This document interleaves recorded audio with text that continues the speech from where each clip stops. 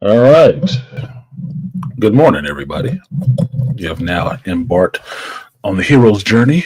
The hero swings through Mother's Day. So, first off, I'd like to say Happy Mother's Day to all the ones I know that watch me, and to Tress's mom, my fellow Scorpio. Happy birthday to your mother as well. I will be seeing my mother later on this afternoon, so I won't do this show super long. But we're supposed to go to the movies to see Sinners. She saw it already. I'll be seeing it for the fifth time. Neither one of us care. So she's going to see it for the second time because she wants to. I'm going to see it for the fifth time because I want to. And we're going to have a good time hanging out with each other and talking movie talk. Because, truth be told, my mother was the one who really got me into watching movies. She watches a lot of movies and stuff. So when I talk about seeing Star Wars opening day at the theater and seeing Empire Strikes Back opening day at the theater, it was my mother taking me there. I remember standing in a long ass line at Hilltop Cinemas, weaving around dumpsters and everything else to get into that movie to see it open weekend. So that's on my mom's. So we have a complicated relationship sometimes, but it's not really complicated for me because I love her. That's just it. That's just what it is for me. So love my mama. I will be seeing her later, and you can get that time watching the movie, and then we can talk about it because we haven't talked about it at all. She just got back from a cruise to Alaska, so we haven't got a chance to talk about it. So do that, and I'll call my nana. I might have to call her right after the stream because I didn't get to beforehand, but I sent out all my Happy Mother's Day words to people, to all the mothers that I know, or at least in my phone book. I know that will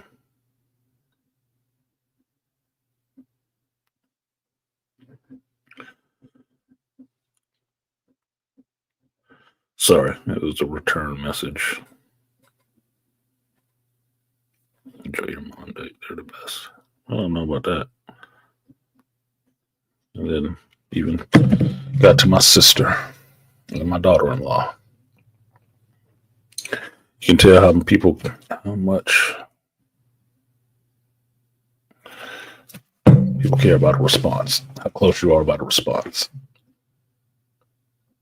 So I think I missed one person that I should text and say Happy Mother's Day to. The two important people of three to me on this day, which will seem weird, is one is my mother that I don't get along with all the time. Weird, right? And then my son's mother and my daughter's mother. Yes, I'm a black man with two separate mothers for my two children. Regardless of the fact, I have two healthy, grown children. My daughter's birthday was yesterday, so she is, I believe, 26 now. I'm forgetting because I'm getting that kind of age now. But it might just be 25. Yeah, she's 25.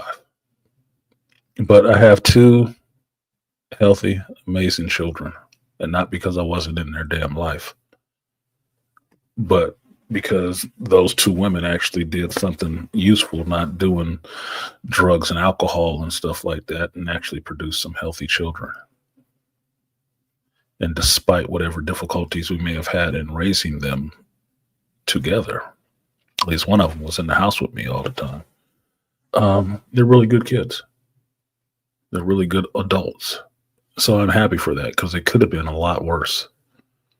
It could have been a hell of a lot worse. So I am grateful for small miracles given that situation. I know if I had another child, I wouldn't do it either of those ways over again. I wouldn't. I would be married again, like I was with my daughter. I would be married. I would raise a child in a house with the mother and father, but there would not be any divorce in the situation. or else I would not have the child with the mother. I'd go do like some happy lesbians and go adopt me a child or have somebody have a child for me so I can raise it myself and not have anybody's fingers in my stew. Put it that way. But otherwise, I do it again. I love my children. I do. And I appreciate their mothers because there was a time I loved the hell out of both of them. There was. And vice versa. So it is what the hell it is. Life moves you in different ways and in different places, and your journeys are not always the same for very long. That's why you have to appreciate the time you get to spend with people because you may not have them the next day, or your journeys may diverge and you end up on different paths going in different directions. You have to appreciate the time you have together.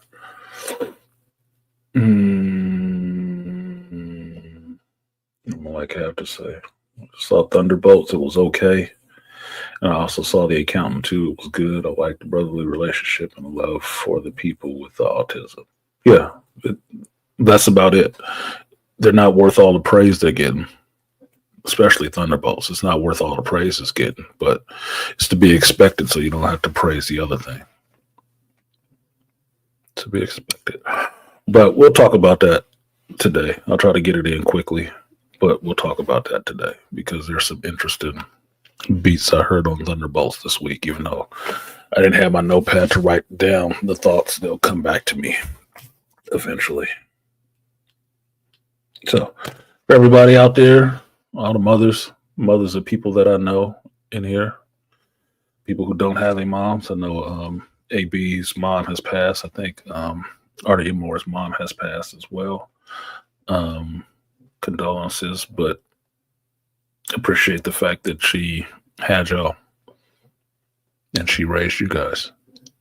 You guys are good representations of who she might have been as a person, so I appreciate that. I do. So Toya and her mama, just because she's a Scorpio, she got to get love from me or she'll be pissed off. So as much as you guys hear me hold women accountable, this is another reason to understand I don't hate women at all. I just want better ones. And I want the ones who don't deserve any of that kind of praise and respect and stuff like that to shut the fuck up about it. I don't think you deserve it. I don't. So, moving on with that stuff. So, you got this Andor, Last of Us, LFG, which I know none of y'all, maybe AB and Charles are watching. If you're not into professional wrestling, WWE professional wrestling, you're probably not watching LFG, which is Legends and Future Greats, or as it is more affectionately known by people,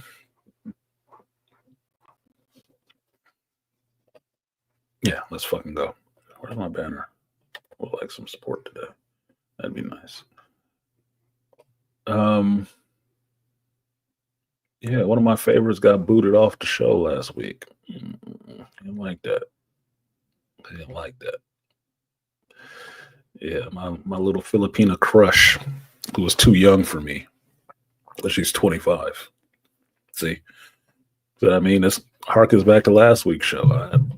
I see young girls that are very attractive, young women that are very attractive. I find out how old they are, like, it's totally fucking ruined it for me. So she's 25, same age as my daughter, but she is attractive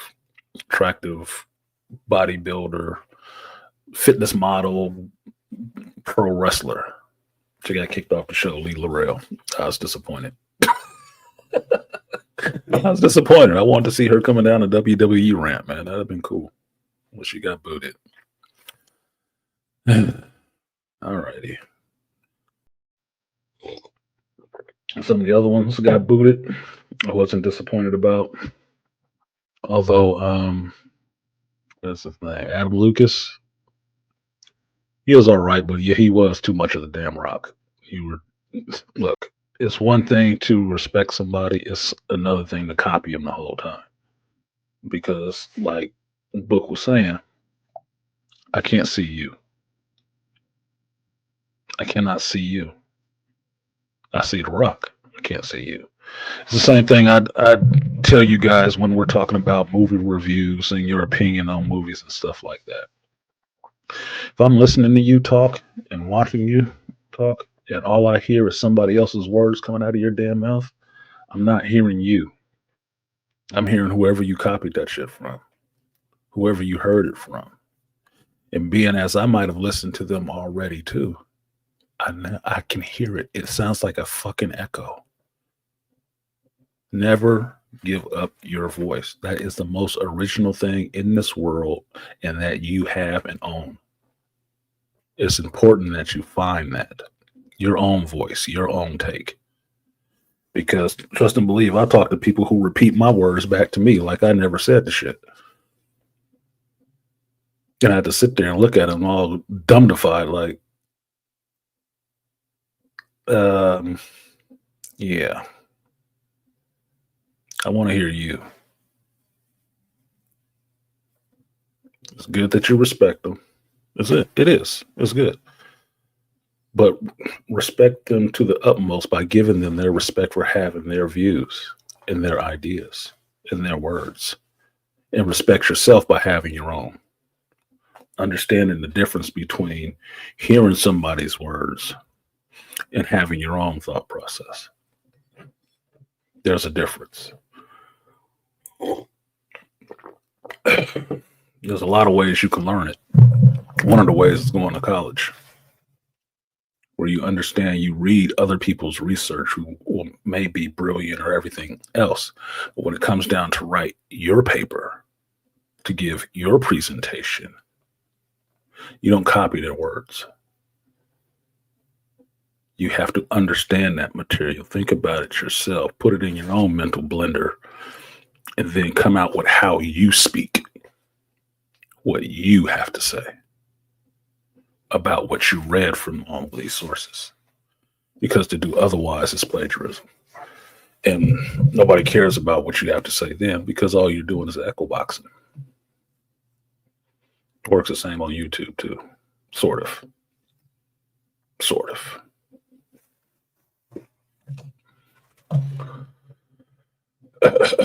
What up, King? He said, Artisan, did you watch the last episode of Last Wolf? I'm officially done with HBO TV shows after this episode. Yes, I did. It's on my list to talk about. That was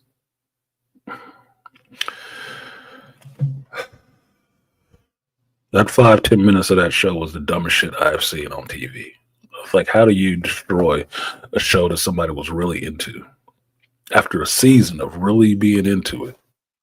That was the next episode.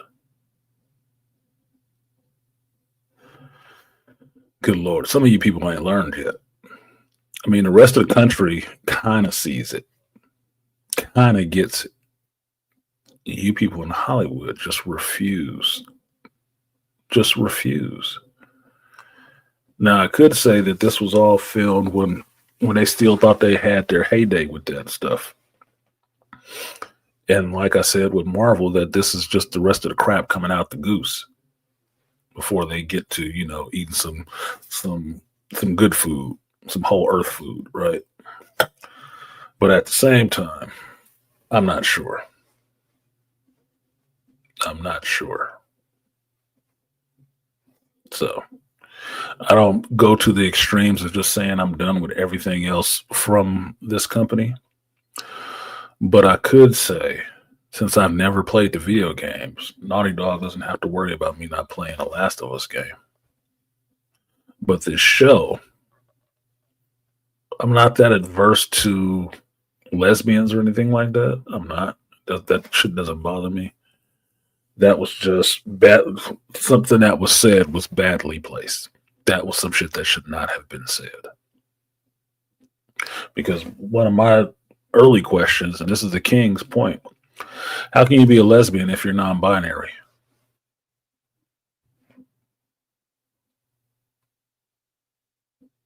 How does that work? And I'm just curious. Because I know the character is supposed to be lesbian or whatnot. Fine. The character is supposed to be lesbian or whatnot. Okay, fine. But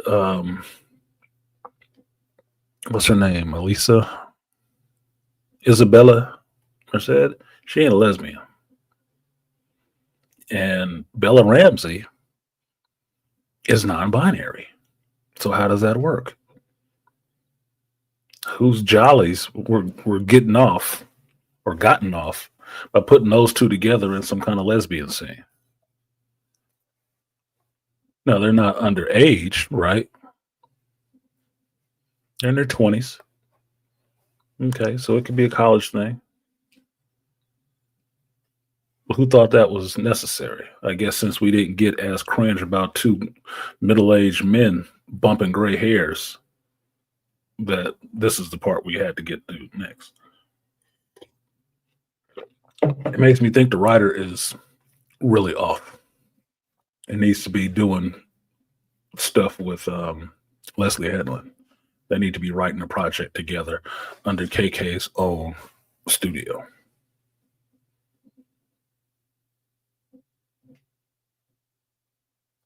Maybe Dave Filoni could help them. So, while I'm not adverse to lesbians on screen, the lesbian kissing is just what the hell it is now. Read the room. The Second Roman Empire, right? What I am adamantly against is this chick sitting up talking about she's going to be a father. What?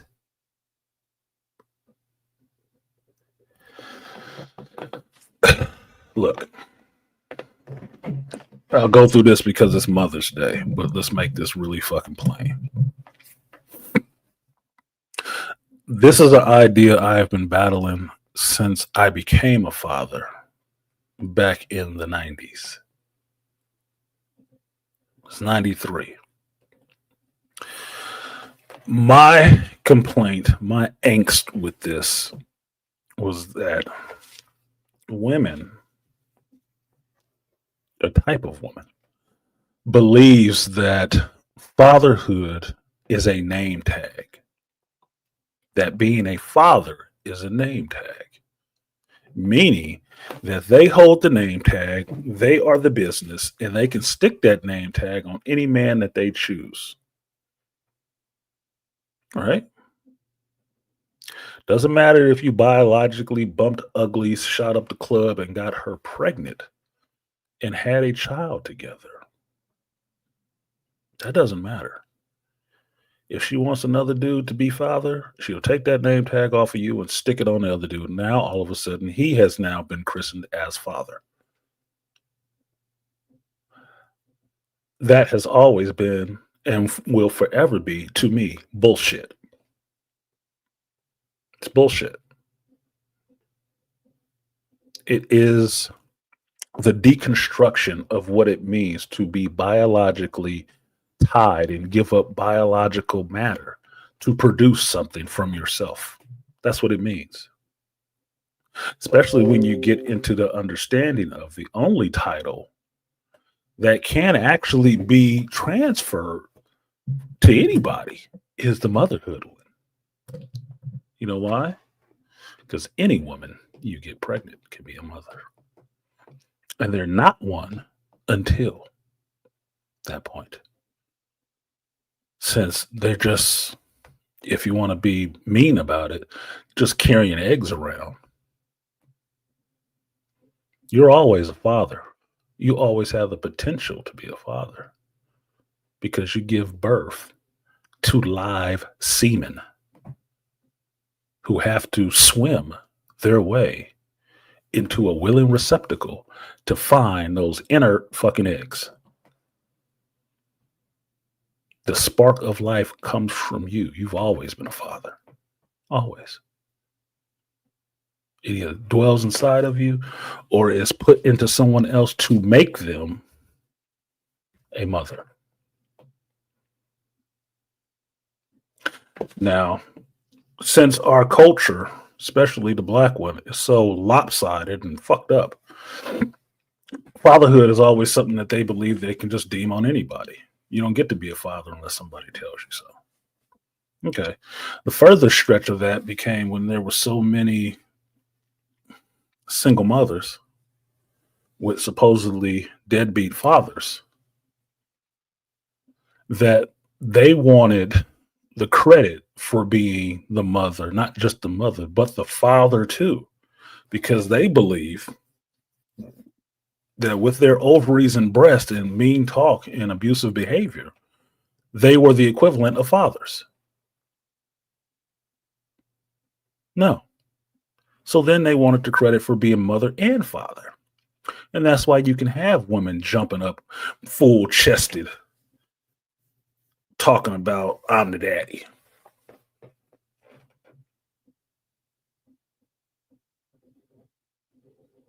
When you get this rise of lesbian couples, they considered to be lesbian, but apparently one of them came to the relationship with children, which means that's not really a lesbian. Bisexual at best, but not necessarily a lesbian. Not a stomp down true one. No, it's an opportunist. Keep somebody in their bed and keeping them warm at night. That's why they already got kids. Since they couldn't get what they wanted out of the men that they were with, they got women. And to make those women who were actual lesbians who don't have kids had no interest in men. To make them comfortable with the situation and give them a brownie point for being here. Oh, you're the father. No, you're not. I don't agree with that shit. I don't. It can sound really fucked up, but no, that's not what makes a father. It's not a title you can just throw on anybody. And this goofy, big-headed chick sitting in this movie or in this show, sitting up there talking about, I'm going to be a dad because her friend divulged to her she was pregnant by another guy, by a guy that she knows, her trainer and all the rest of that stuff, that she knows she's pregnant by him because they kissed and she stuck her dirty hand from crawling on dirt and crawling through zombie infested territory hand in her cooch on the floor for a night. Now she gonna be a daddy. What?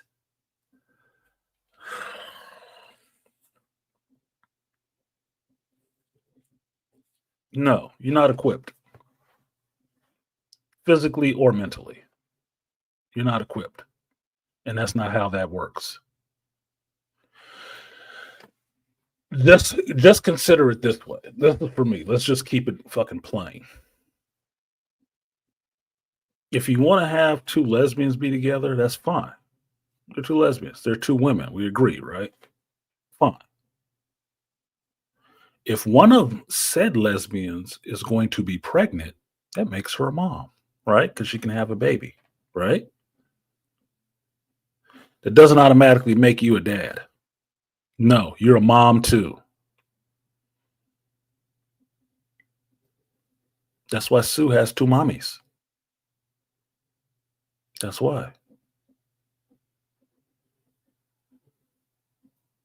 You don't get to play the other role just because you on the other side of the fence. No, you don't, because that's not what a dad is. The dad is the one who gave up the sperm to make that lesbian pregnant. That's the title you can never take because you can't do that. And it works vice versa. If two gay men decide to get a surrogate and have a baby, and they're going to raise that baby together, where Jack has two dads. He doesn't have a mom and a dad. He doesn't. Jack has two dads because neither one of them are equipped to give birth to a baby. Very fucking simple. I didn't make it this way. It's just fucking biology. And sue me because I don't want to live in your delusion. If you need that much of an ego boost, you need to go seek professional help. Plain and simple. That's not who you are. It may be who you want to be, but it's never going to be the case.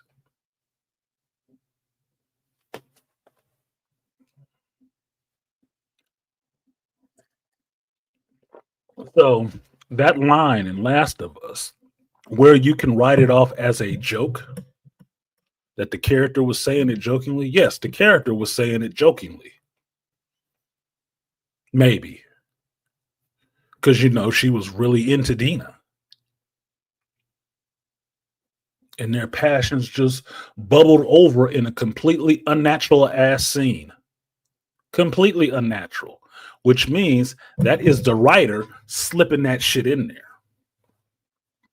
Oh, it'll be passionate. It'll be all the rest of this. Look, man, I don't see nothing passionate about running for your life from human killers, the wolves, chasing you, trying to kill you, and then you crawling through dirt and concrete, overgrown stuff through a zombie infested area, running for your life, crawling over dead bodies and skulls and skeletons and all this shit to finally get to a point where you can get a rebreathe, catch a breath for a second with your dirty ass hands and everything else, to your friend finally telling you, I like you and I'm pregnant. And y'all start kissing and then finger banging on the floor with them same dirty ass hands? Oh, yuck. Yuck. No, that is not how that goes down. That is not human behavior. That is some perverted weirdo sitting there writing that shit. It'd be hot if they were together at this moment. That's not reality, dude. No fucking way. No fucking way. I know grown women who won't even let you lick their vagina after a shower. You mean to tell me this grubby hand fucking chick is sticking her fingers up in some woman's vagina after all that? What? She gonna be breaking out in a damn spore in a minute. No, absolutely not. I can't believe you got women on the set who's applauding this shit. Like, ugh, really, bitch? Y'all some nasty motherfuckers. Hell no. Hell no. That makes absolutely no sense at all. No sense at all. It didn't make sense for the scene. It didn't make sense that they would do that. It is not human behavior. It's not natural human behavior. Right thinking people. Yeah, they could kiss, which doesn't make any sense at all. Like, wait, bitch, you need to wash your hands. Find some hand sanitizer or something. Y'all was just in the Walgreens or the damn pharmacy. Maybe you got some alcohol to rub on them bitches. You try to treat your bite wounds and cuts and shit like that. But you just gonna grubby hand, stick your hand up in some chick's sweaty, I've been running around all day for my life vagina? Ugh. Talking about I'm pregnant? Look, man, she about to give birth to a mushroom. That baby gonna come out the womb a zombie. Far as I'm concerned. That baby should come out a zombie. And it should be turned into some straight up horror movie shit. What's inside of me?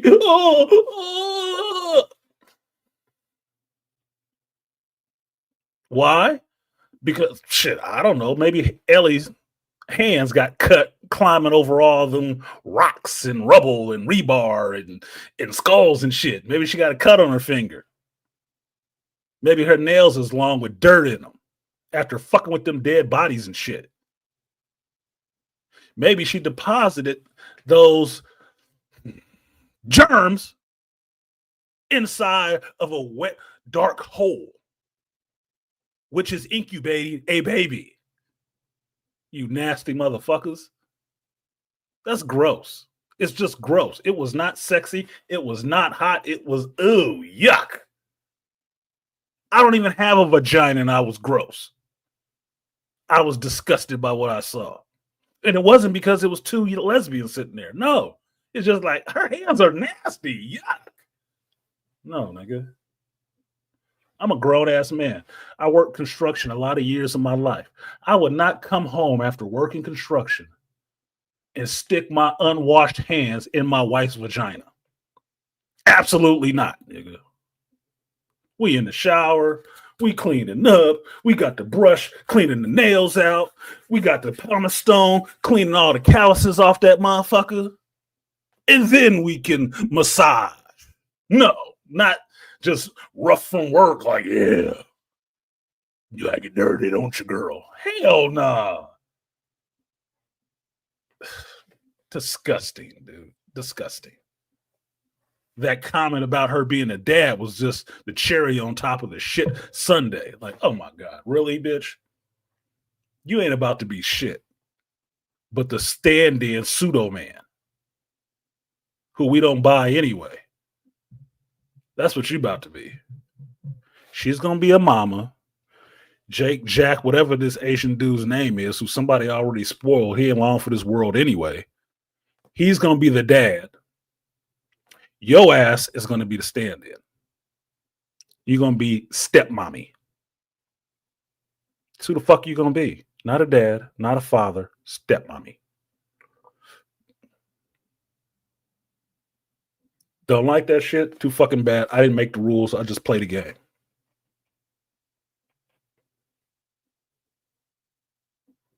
So, King, that's a long response, but that's the one you got for that dumb shit. That was on my list to talk about.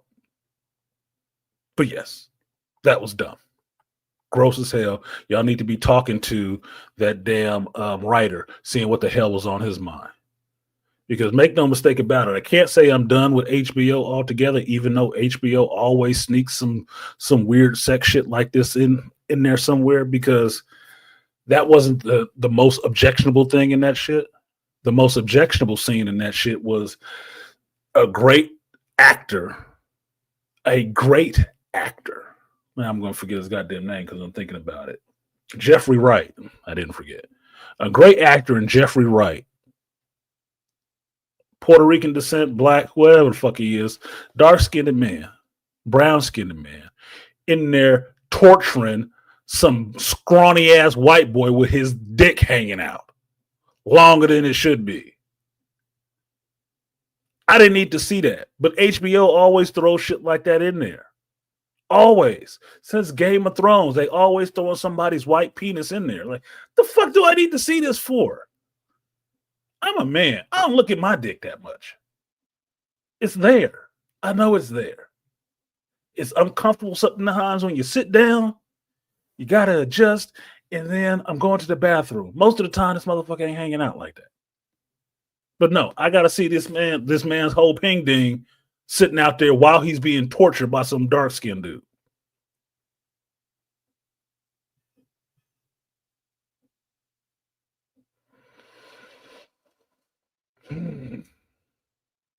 Now, that was the most objectionable thing I saw.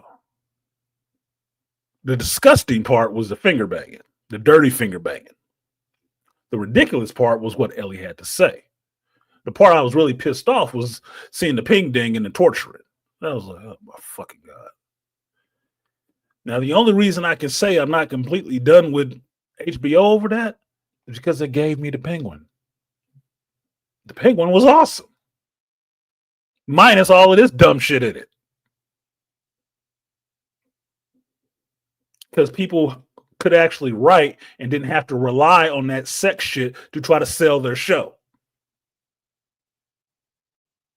That's the crutch for the show now. We got two lesbians in it. Who the fuck cares? What's the show about? Because you just killed the main draw for me. So you better convince me you got something else to show me other than dirty finger banging. If that's it, then I can stop watching this shit. Because there's nothing else to see. You have nothing else to say. That is the crutch you're using to hold up this show. So as soon as people stop watching it, see, they just against alternative lifestyles. Would you shut the fuck up? We all live in this world. We all have family. We all have lesbians and homosexual people in our fucking family or in our friend groups. You're not telling us or exposing us to nothing new. Shut the fuck up and tell a decent story. And stop looking for fucking excuses.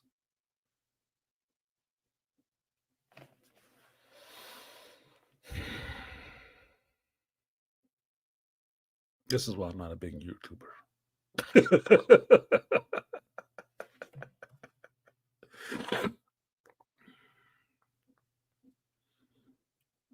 Full-faced non-agreement. Who keeps blowing on my goddamn phone? Okay.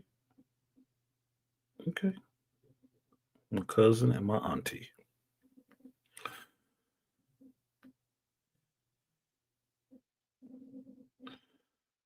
Cousin and auntie. Thank you very much. You're welcome.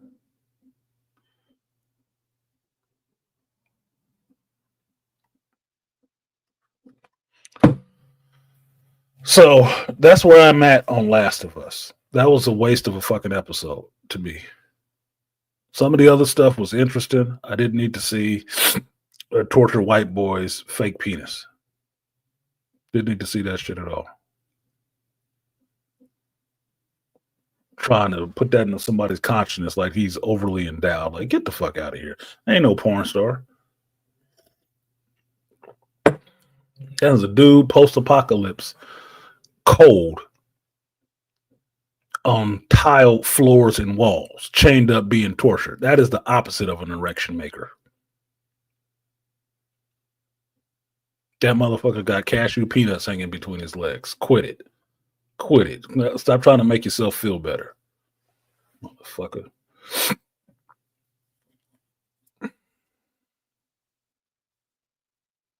Last 10 minutes of the show, yeah, that was some bullshit. And that's why it was the last 10 minutes.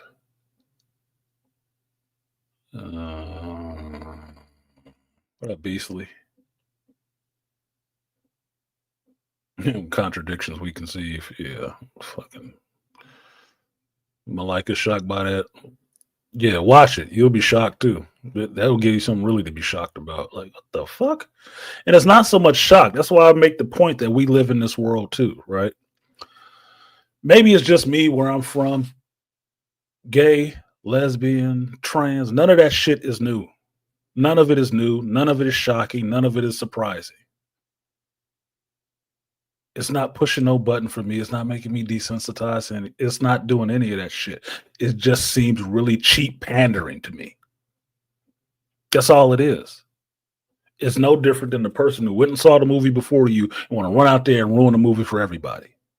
This motherfucker thinks he's doing something to awaken everybody else. You're not awakening nobody. Shut up. Shut the fuck up. We all live here too. You ain't telling somebody something that don't already know it already exists.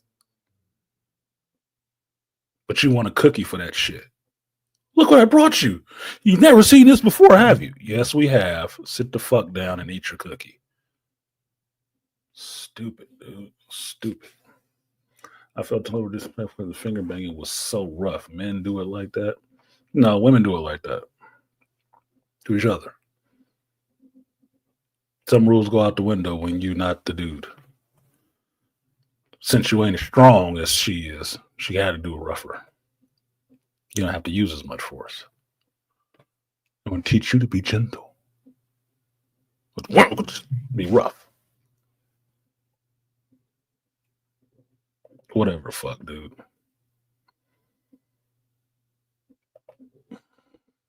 Insert human here. Human male, more specifically. Insert human here. Yes, the spark of life. That is what you carry. Call it coos now for Mary from Sinners.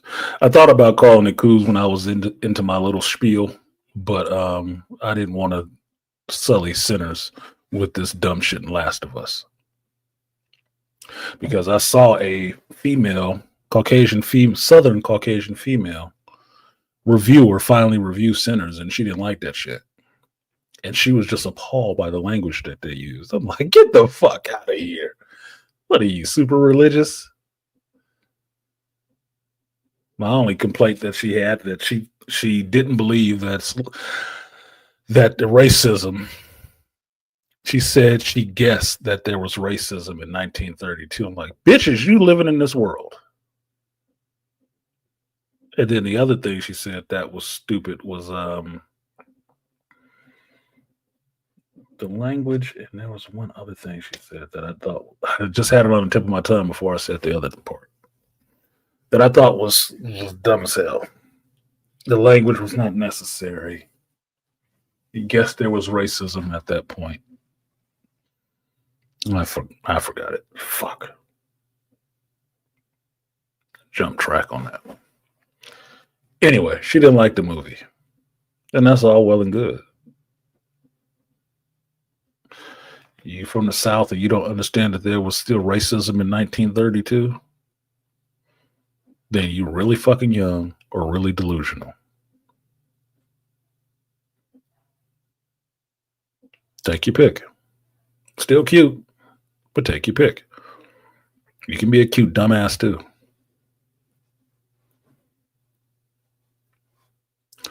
I would also say Sinners, if for anybody who's seen it, is not specifically a horror movie at all. You keep trying to throw it in the horror genre like every horror movie with vampires, all the vampires operate the same way. That's disingenuous as fuck. That means you haven't seen many of these.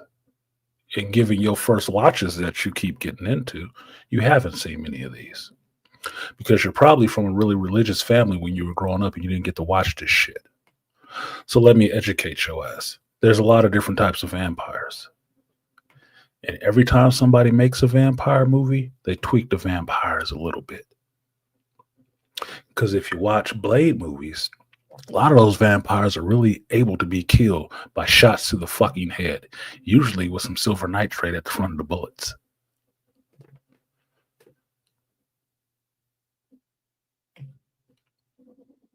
So quit it. I've never heard so many disingenuous complaints about a legitimately awesome movie from people who even make movies saying it. To one reviewer that didn't want to review the shit anyway and waited 3 to 4 weeks to do it. It's not a hype train. It's not. A hype train is what rolled out for Thunderbolts. That's a hype train. To try to get the numbers up on that bitch when it's a trash movie.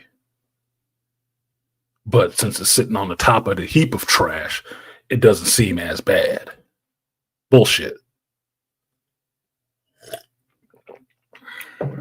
If you hold it up next to the movies from Marvel that was really good, you see it ain't that damn good at all. It doesn't even hold a candle. Yes, it's better than Marvel's, but you know what? Anything could have been better than Marvel's. A cartoon from the 80s would have been better than what was happening in Marvel's. That's not a ringing endorsement for this movie.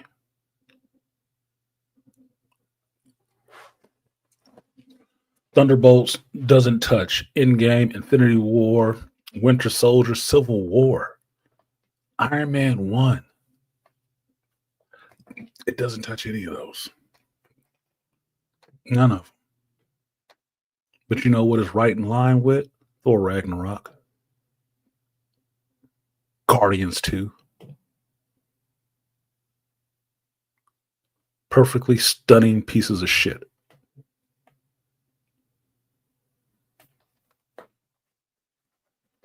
If you don't know, why don't you go back and watch them? To that point, there's many types of vampires. This just happens to be Ryan Coogler's version of vampires. If you don't like that shit, don't like it. But like I said before, all opinions ain't valid.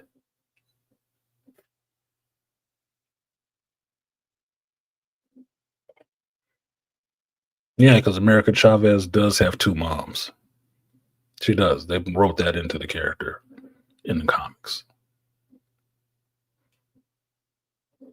And she has two mommies. She doesn't have a mommy and a daddy. She doesn't have a mommy and a mom wanting to be a dad. No, she just has two moms.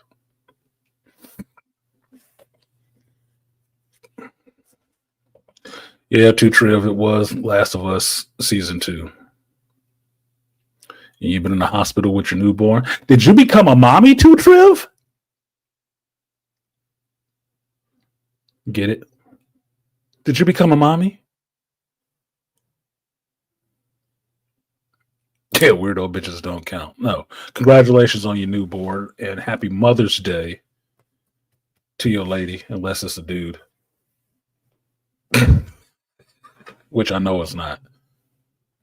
Just to point out how ridiculous that should sound. But happy Mother's Day to your lady and her new baby. The professor's daughter is pregnant as fuck. Pregnant as fuck. Pretty Latina, thin Latina, and I think I saw her and her boyfriend yesterday when I was leaving Jamba Juice. I think that was her. I ain't seen her in a while, but I think that was her. And just as pretty as she want to be, it was a sundress on, and it was nothing but legs, pair of boobs, hair, and a woman looking like she's smuggling a Thanksgiving turkey under her. In that sundress. I'm like, Jesus, she pregnant. I said, that gotta be her. That gotta be her. She pregnant, but she had that if y'all seen it, you understand what I'm talking about. But she had that pregnant woman glow. She did. That healthy, happy glow. Pregnant women have that shit. They do. It's probably the pheromones in the air that's kicking off of them that make people really want to do stuff for them, especially men. That really makes you nice to them and all the rest of that stuff. But she has that. That means she is exactly where she's supposed to be. She's with the man that she wants. She's pregnant. She's happy. It's not being a stressful experience for her. She is really happy. That's the glow that comes off of pregnant women when they have it. You might not see it in the random hood baby mama or the random hood future baby mama. You won't see that shit. But women who are in a relationship with the man that they love and the man that they love is there with them and they're happy and they're having this good pregnancy and all that shit, they do have a sheen around them. It looks like that crap that you see in them pictures in churches about Christ and stuff and the glow and stuff. That's what them women have on them. And I saw it on her when she was walking outside yesterday. That's what made me catch my eye. I'm not sitting there cruising for pregnant chicks, but that's what caught my eye. I was like, oh, pregnant woman. Used to that.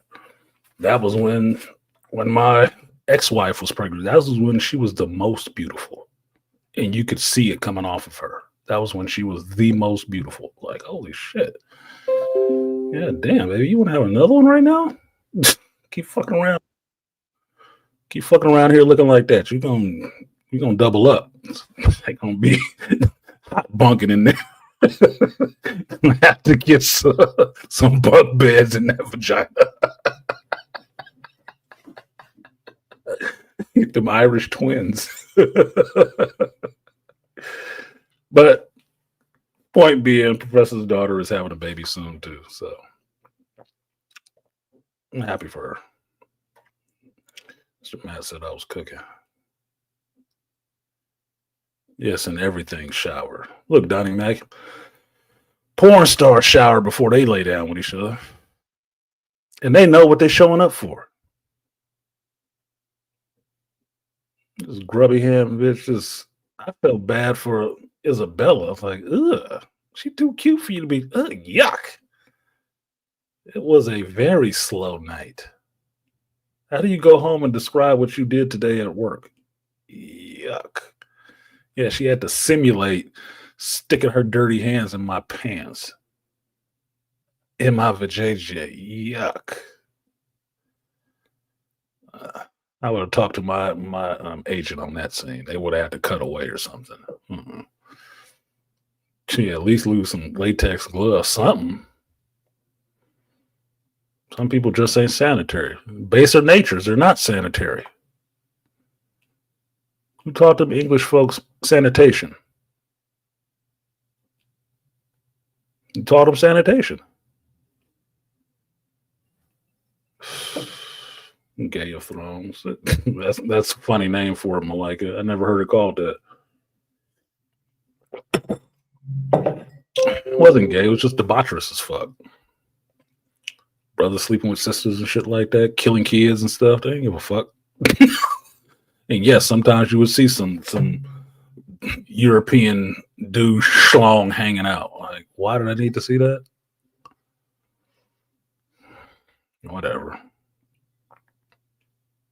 I don't say I skipped all that, by the way.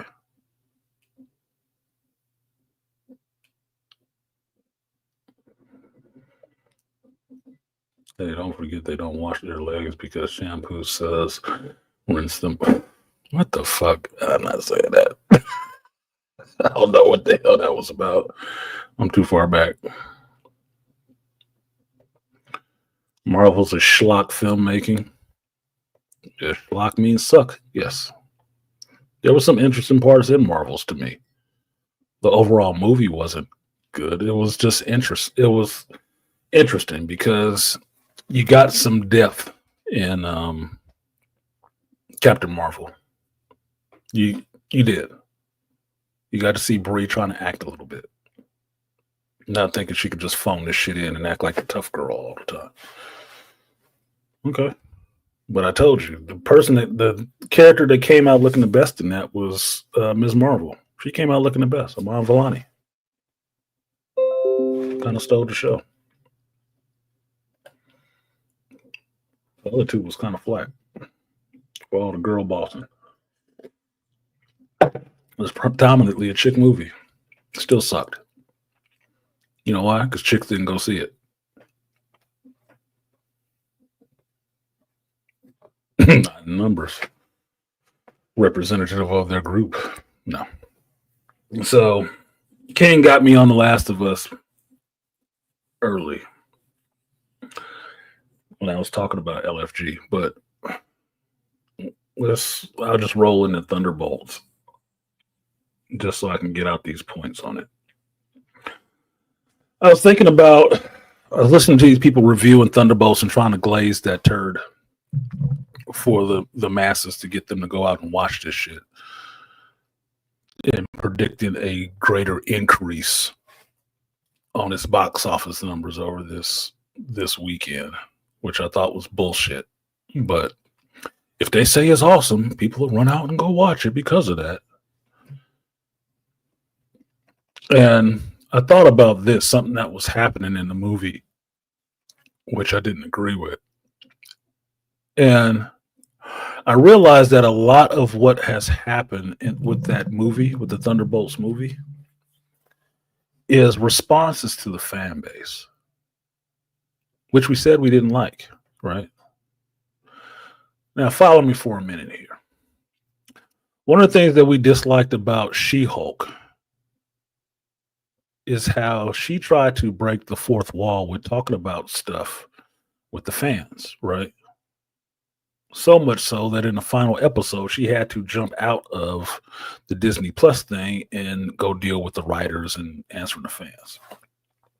In the She-Hulk show, one of the things that the writers did, the main writer did, was take shots at people online who disliked the show.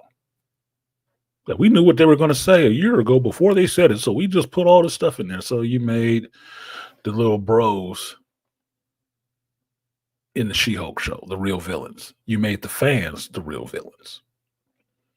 Okay. The Thunderbolt show did the same thing. It took the criticisms that the fan base had about characters and certain things and put it into the movie and dealt with it to try to get the audience on their side. So like the killing of Tino, fake Taskmaster in name only. The killing of Taskmaster in name only was because the fan base didn't like that Taskmaster. So that's why they made sure to show you it was that character, that woman, and then they promptly killed her afterwards. Now, I thought it would have been an issue for them killing women, but had a mask on. So by that means, it was the stunt man that they killed. But at the same time, they had another woman do it. You don't get to see her face with a bullet in her head. You just see the mask with a bullet in his head. Okay, that was listening to the fan base. Cool.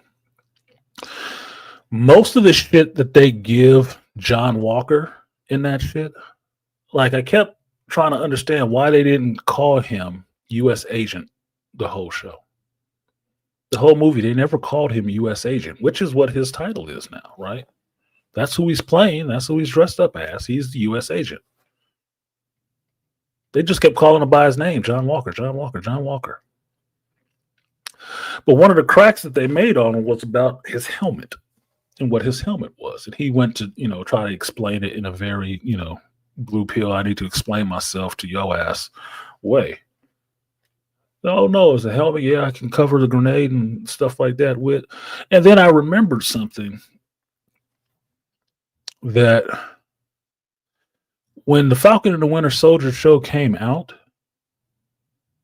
these same YouTube celebrities was shitting on John Walker, Captain America, for that helmet. They said he looked like the dude from Up, the old man from Up with a helmet on. That's what they were saying. They were shitting on him and the character. So in the Thunderbolts movie, what do? They crack on him a little bit for the helmet, then he gets rid of the helmet so he can wear his beret, which is not the character. But they are listening to the fan base. Sort of. Most of the cracks and the jokes that they put in that shit is about what they glean from listening to YouTube or Twitter or wherever the fuck they listen to in the MCU, and putting that in there into the script just so they can answer the shit. Now, I don't know if it's more so to say that, look, we're listening to you, or look, we saw what you were saying. But they did the same thing all over again. You became the villain.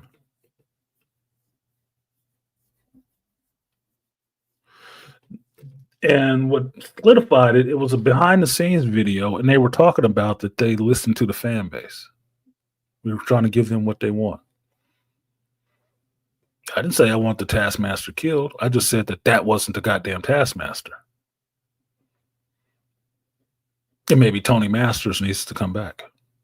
I even said a way for Tony Masters to come into it. That whole program was based on them knowing Tony Masters and replicating what he actually could do.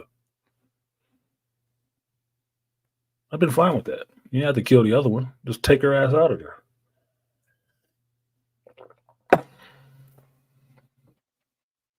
I never had a crack about John Walker's helmet because it was inspired by Captain America's helmet. So he could have kept wearing that shit because, from my understanding, his actual, at least from the comic book, his actual identity is not supposed to be known to everybody. Even though in the MCU they did that shit because, in the series that everybody said sucked and nobody watched, they keep making shorts out of this shit all over the place to prove to you who John Walker was, how cool Elena was. And they keep pulling these clips of these really good scenes to see, yeah, John Walker was all right for a minute.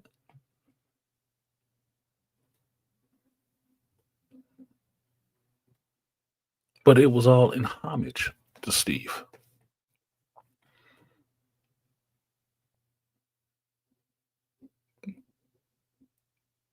B-list Captain America? What? No, he's the government endorsed Captain America. And if you actually watch the Falcon and the Winter Soldier show, which most people say they didn't, or most big time commenters say they didn't, but it sucked. How would you know? They go into John Walker's litany of accomplishments. and there are a lot. He shouldn't be getting no smoke from anybody, especially not a bunch of fucking killers. He is the one outside of maybe Bucky, legitimate American soldier, multiple time Medal of Honor winner, and he's reduced to taking shit jokes from a child trained assassin, a bitch that was put into a reactor by her parents and got caught in an explosion, and the Russian Captain America. That's the last person you should be making jokes about or doubting his strategic ability in any fucking way.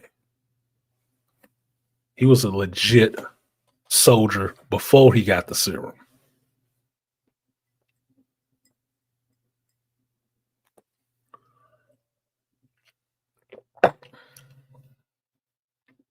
And could throw and catch the shield. You know, the same way they say Sam shouldn't be able to.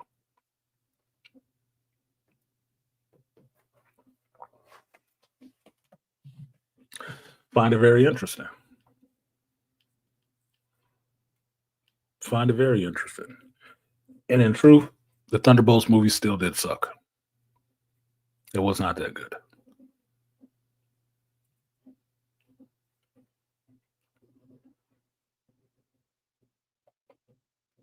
Was it? Group hug. So you like the group hug saving the day against the Void, but Sam talking to Red Hulk is totally unbelievable.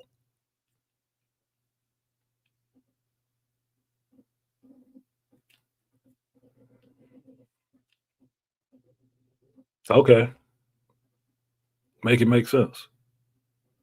And now we're fine with calling Sam Wilson Captain America an asshole because they got him suing somebody over the name Avengers. Like,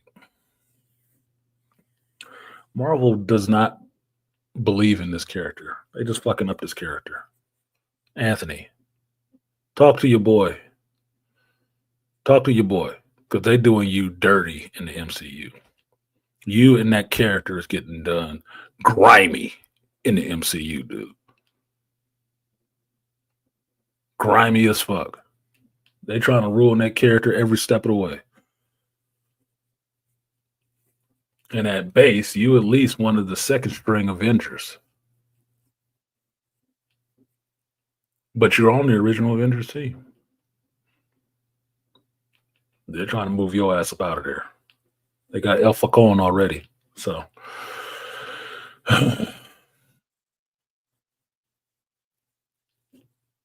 yeah, the real Taskmaster taking her out would have been better. But they would have had a separate movie for that.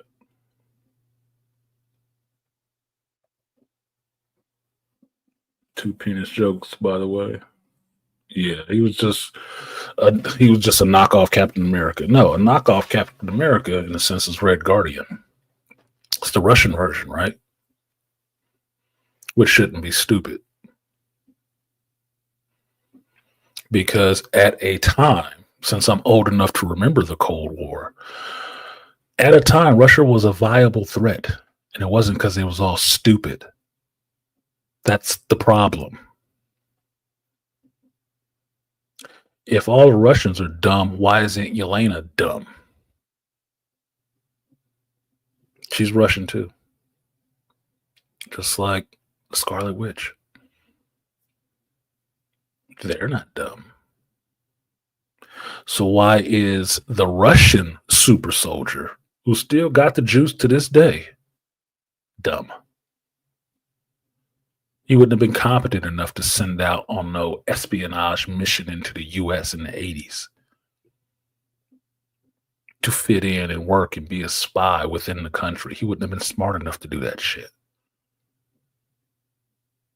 And I don't think if you run a program to give somebody superpowers to make your own super soldier, the person you pick is a fucking retard.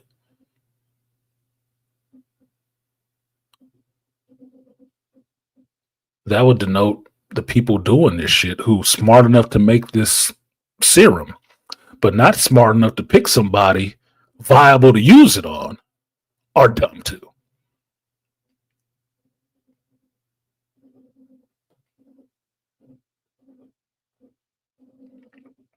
No, don't buy it. Don't buy it. But I knew, since everybody need the white Jesus figure, the glazing for the century was gonna come out of the fucking woodwork. Best character, most powerful character. Love the fuck out of the century. For what? For what? Is this not a world where we understand that Superman exists? He's not super smart.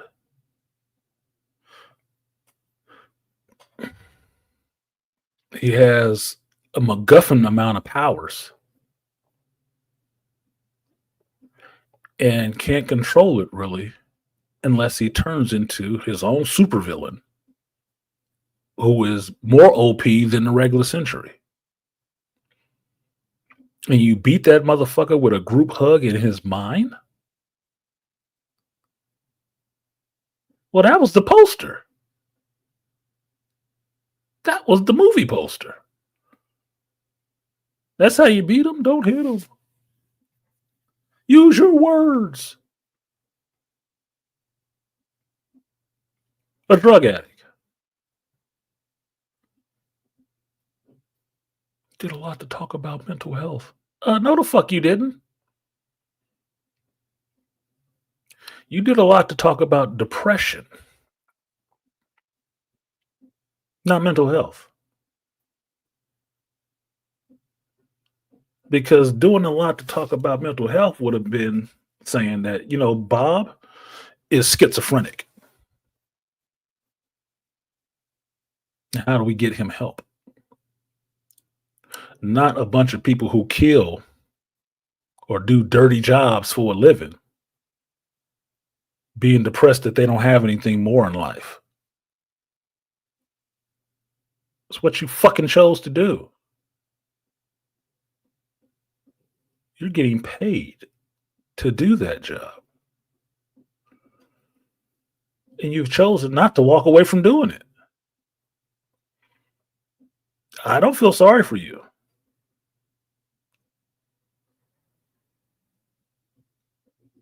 And that's it. You're just depressed. There's a void. There's an emptiness. Well, yeah, you should feel empty if your job is taking other people's lives. You should feel fucking empty. That's what comes with the territory.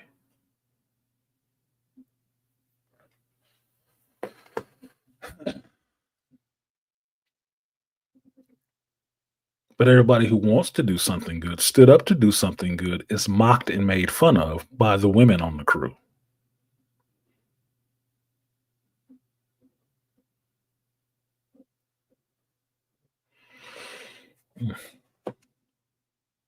Really. So no, Thunderbolts was not a good movie. It was better than the rest of the shit that came out, but it doesn't stand up to the better movies in the MCU. Doesn't. It uses some of the same tropes that motherfucking complained about in one movie, and they praising it in the next one, which shows how much bullshit that they're on.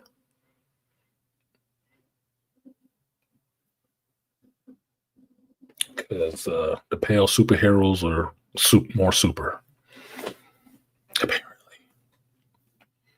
Because mind you, most of these people don't have powers.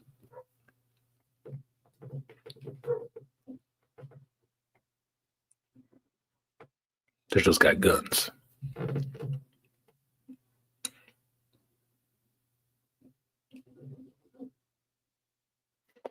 So I don't give a shit about that.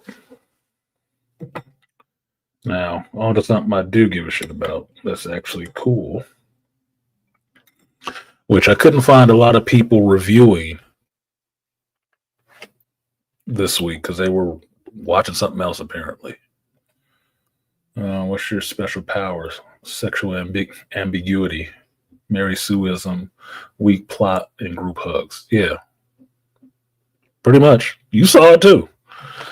You, me, and JT saw this shit. Or I think Beastly Nerd saw Thunderbolts too. The team is made up of base superpowers, strength. Because if you understand what the superpower is, you understand that the Captain America serum, the super soldier serum in Captain America just made him peak human, right underneath superhuman, but peak human. So mostly strength, stamina, and endurance, right? Okay. Most of the other people on that team, the males on that team, have a version of some type of serum trying to recreate Erskine's original serum. Red Guardian has a Russian version. Bucky has a Hydra version. John Walker got that version that he got off of those motherfuckers, the Flag Smasher version. All of these are Bob, in some sense, has a version. They're all versions of a super soldier serum. Yelena don't have one. She doesn't. And Ghost don't have one. So all of those serums and those guys work to varying degrees. Bucky, he's long lived and he's strong. You never say how strong he actually is because most of the time you attribute his strength to his metal arm. And I'm sorry, having a metal arm don't mean you can stop a truck moving at high speeds because you held the cable. That doesn't make any sense to me. Looks cool, doesn't make any sense to me how that works. Neither does deflecting a car driving at speed because you put your metal arm up and bounced it off of your arm. That does not make any sense. Your feet ain't dug into the ground. Your ass is going to move. Because make no mistake about it, you are not superhuman to where you can't be moved by any force. The fuck out of here. That would mean in the Winter Soldier, when Natasha jumped on your shoulders with a Hurricane Rana, your ass wouldn't have moved. You can be moved. You are not rooted in the ground. If you don't want to believe Captain Falcon with his vibranium wings dug into the ground with the shield up above him, could not take a punch from the Hulk and just get dented into the ground. Oh, that's bullshit. He would have got squashed. Then Bucky would have got ran the fuck over by that truck. Him and the two people he was trying to protect. Yeah, while he was out in the desert holding on to the cable and punched his arm into the ground, the car would have ripped his arm out of the socket. And he had been standing there looking fucking stupid. And make no mistake, I like the Winter Soldier, but it's common fucking sense.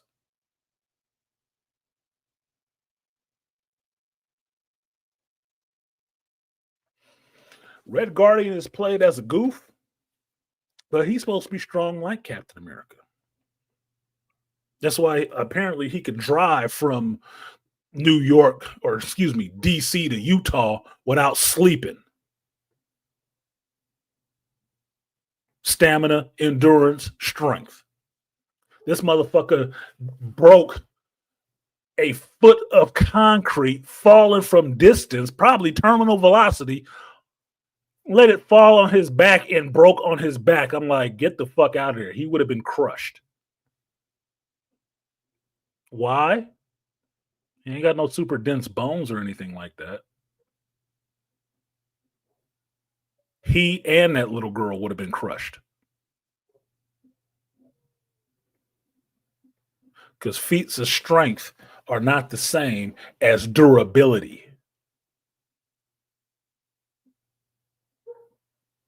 Even since they like to make the joke about he looked like Santa Claus, even if you want to believe that it's just the Violent Night Santa Claus.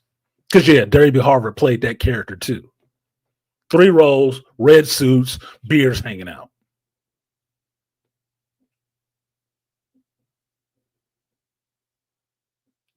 No, he would have got his fucking back broke. And if not, then he should have been the one deflecting the fucking truck. not just Mr. Metal Arm.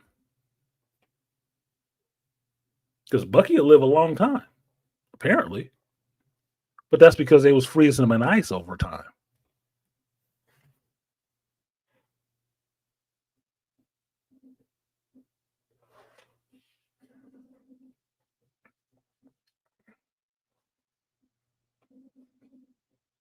Now, Ghost, good goofy ass. While the woman is pretty, props to Tom Hiddleston for locking that down. It's a pretty woman. Should have some nice babies. Ghost was a child who was caught in an accident that her father was doing. And when S.H.I.E.L.D. found her, they brought her in and trained her to be a killer. When you meet her in Ant-Man, she's kind of doing the same thing. When you meet her in the Thunderbolt, she's still doing the same shit. So this bitch has always been a killer. For nothing. Just because somebody sent her out on a mission to take some people out. That's what she's been doing.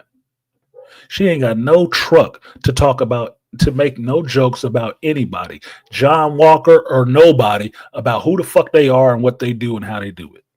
None. You could have been one that caught a bullet in this bitch. Could have been.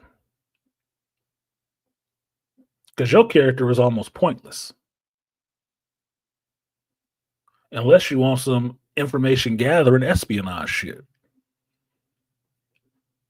Get in, get out. You ain't got no super strength. She ain't got super shit. Her powers ain't necessarily under her control outside of the suit. It's just a byproduct of the accident you were caught in. That's it. Yeah, they could have trained her to fight. So what?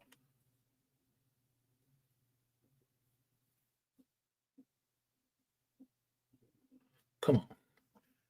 And then Yelena, the younger sister of Natasha, fake sister of Natasha, part of the same Russian family with Red Guardian, sent into the U.S. to pretend to be Americans and spy. From a young age, taught to kill people and fight.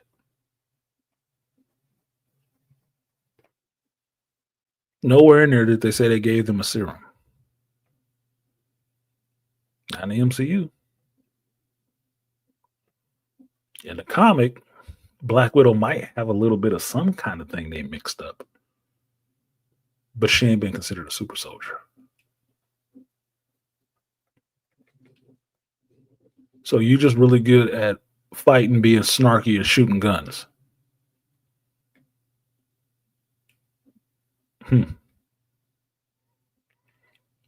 You got basically the same story as Ghost. Just trying to kill people, and that's all you've been fucking doing for the better part of your life. Giving other people who are actually heroes shit.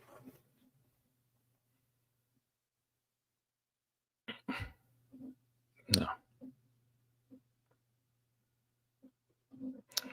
Now, to circle back to Bucky and why most people take it as a joke is when they were in the void realm and he said, oh, his childhood was peachy. Well, it was. Because you remember, Bucky enlisted to go to war. He was Steve's friend. There wasn't no traumatic upbringing for Bucky. Bucky's trauma came from actually being in war. Being killed, I guess brought back to life, and experimented on. And he already dealt with that shit. And already had been getting therapy for that shit that he did as that person when he was mind controlled and sent out there. So yeah, he's probably the most well-adjusted one out of the group. Next to John Walker. Because nothing was wrong with John Walker's mind. He did exactly what he was sent out there to do, to eliminate them terrorists. And he killed one of them. And motherfuckers, oh, well, should have did it on camera, John. What? Motherfucker tried to kill me, killed my homeboy, and I tracked him down and took his ass out. That's what you sent me out there to do. This wasn't a police action. No, we got to strip you of all benefits, all honor, all. What? That was a disgrace right there. That was a hell of a disgrace right there. So you understand what John Walker's trauma is why his family and stuff like that is falling apart. This was a decorated soldier. Decorated. Selected to be this Captain America. In one event, they took all of that shit from him. Slandered his name and threw him to the wind. That's a lot to get over. That would be a lot to get the fuck over. That's messed up. If anything, he shouldn't even be running out there for the U.S. for anything. Fuck y'all. He should be mercenary like a motherfucker. But yet still, he's still trying to get a clean slate. He's still trying to get that respect back so people can appreciate and respect his name again.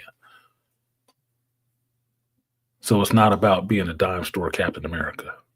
It's not about that shit at all. That's just a slight you can throw at his ass. That's not what it was. Because you remember for a while, them motherfuckers didn't even know he had got the super soldier in him.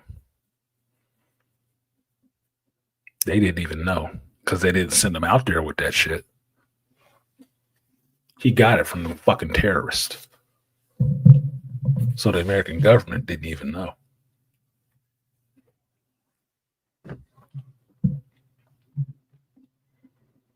So they can complain all they want to, but that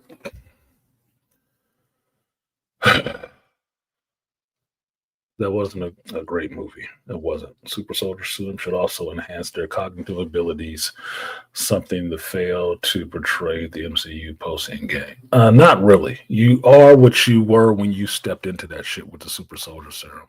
It doesn't make you super smart. It doesn't. You are what you were before. The Super Soldier Serum just enhances your natural human abilities. At least that's what it did for Steve Rogers. Most of the other super soldiers, that's all it is. Retarded aging, all the rest of this stuff, right? It doesn't make you super smart. That's the part of having to train. Because Steve ain't super smart. But Steve is considered a tactical, not genius, but he's the tactical and strategy person because Steve has been in more wars than everybody else. He's gone through World War II.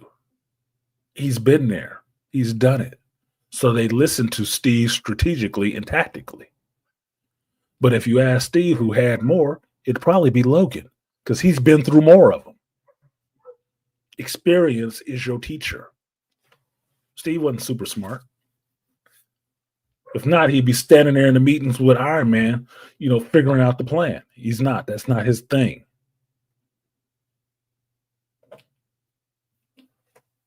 But if you were picking somebody to go through this process, you wouldn't pick a dumbass.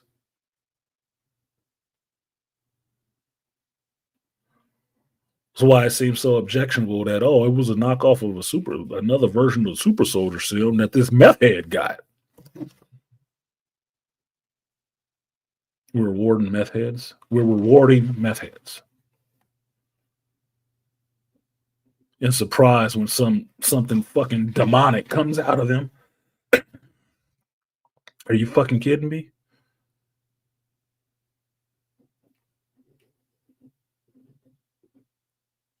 All this century glazing. Excuse me. These motherfuckers still never mention Blue Marvel. Never. And never will. Unless it's to shit on them.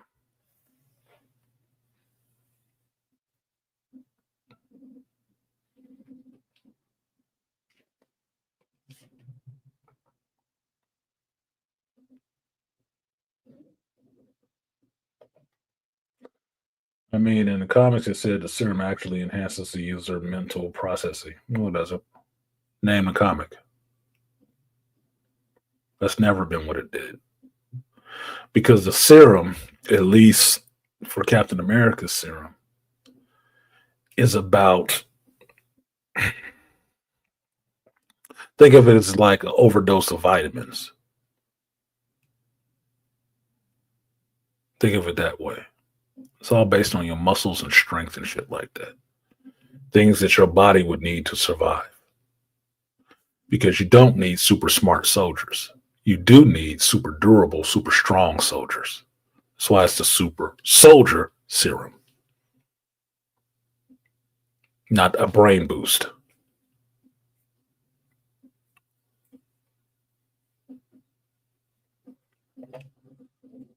People like to try to throw that in there to give some of these characters a boost to their intelligence. Their intelligence is always the same. That's why I asked the question, at least outside of Marvel and DC universe, who's your tactician on the Justice League? And why is it not Superman? Who holds doctorates on the Justice League? And why is it not Superman? Because Superman ain't super smart. The Flash is smarter than him. And Batman is more technically sound than him. Because Superman's biggest strength is his strength. And being able to punch anything and have it fall. He doesn't need to be super smart. He just needs to be intelligent.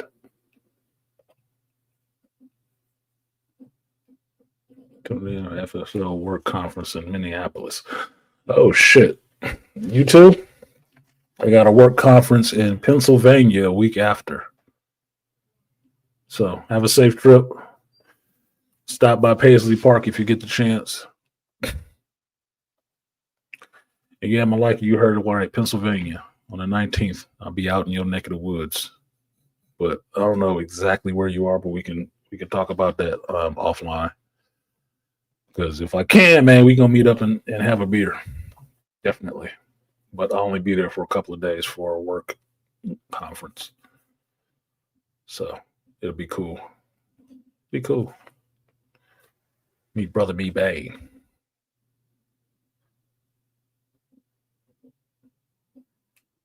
Is that Minneapolis? Oh. Anyway, on to this other stuff. Oh wait, Beasley had something because y'all got silent. That's why if you go back to the first Avengers film, Cap didn't understand what Tony was saying when it came to topics related to science, the flying monkeys joke. Yes, the flying monkeys reference goes to Wizard of Oz, that he got that reference. Reason being, outside of being in the ice for a long time, Steve wasn't super smart when he was a kid. He's intelligent, but he wasn't the science guy. And Erskine told him in that movie, it just enhances what you already are. Don't make you more than you already were. It just enhances what you already are.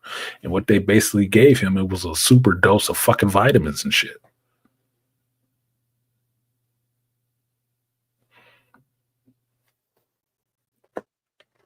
Not mental acuity. Because cognitive ability just means you're thinking. Your smarts comes from learning. That's the difference. You have to learn to understand things. You have to learn to be a scientist. You don't just get to be a scientist because somebody jabbed you with something.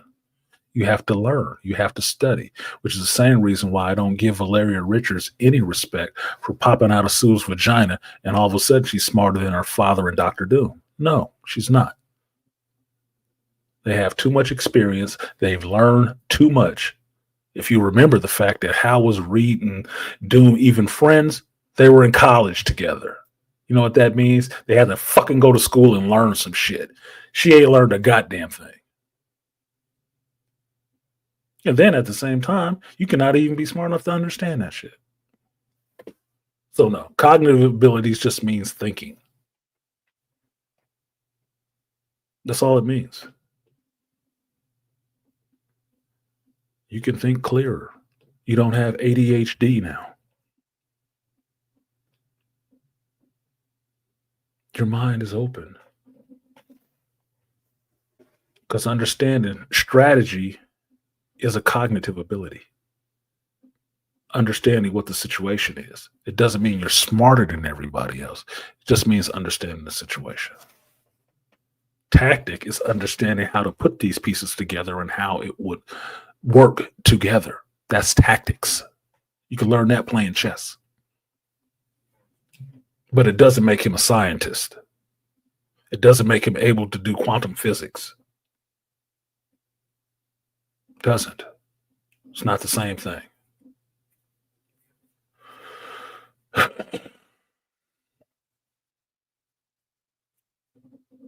Yeah, remember in Cap 2, Sam got Cap up on current events in tech, i.e., giving him an iPod. Yeah, because that's the other thing. Steve has a 50, 60 year fucking gap in understanding what the fuck is going on in the world. He was in suspended animation. He's catching up to all this stuff that everybody else is using like it's no big thing.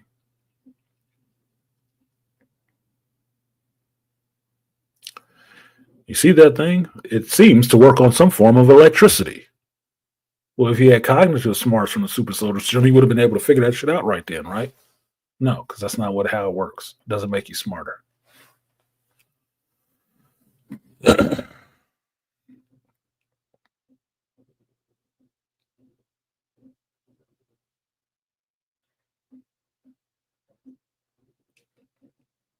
So, anyway. Next point, Andor. Who actually watched Andor? Who watched this last 3 episodes of Andor? Put a 1 in the chat. And don't worry, nobody will see you later because my chat doesn't scroll on my video, so you don't have to be ashamed. Damn. I keep reaching for coffee and there is no coffee.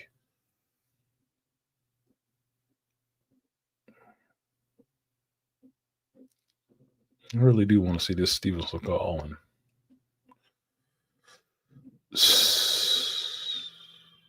Just one? Jesus fucking Christ. All the people in here, one person responded. That is fucking embarrassing and disappointing.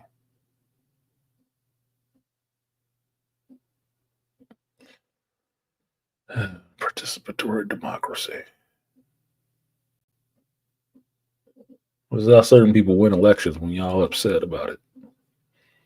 Everybody be watching. Somebody say vote for this. Everybody sit on their hands, and a couple of people respond. Works the same way. That's human nature.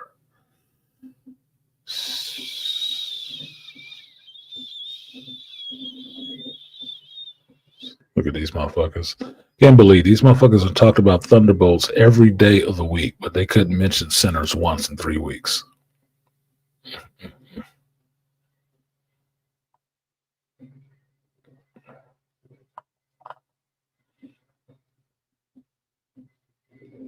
Nobody? I guess I could shut this shit down. I don't want to respond. I got other shit to do. Honestly, I'm crapped out on Star Wars. I can understand why you'd feel that way.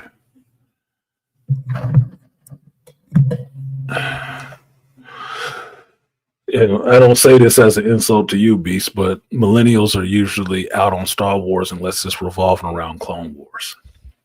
So, like Black Bane said, Clone Wars babies. They don't have any loyalty like that with Star Wars.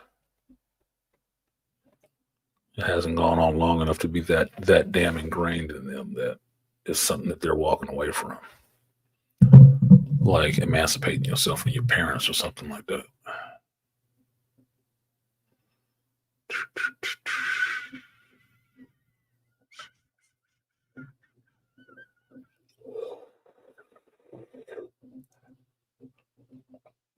You haven't seen Andor 2 yet? Damn. So if I talk about this, it will ruin it for some of y'all.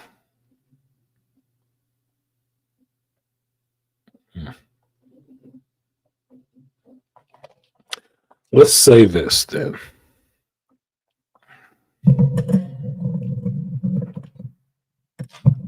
Let's put it this way. For the people who are actually listening and responding in the chat, type in your favorite Star Wars movie or show.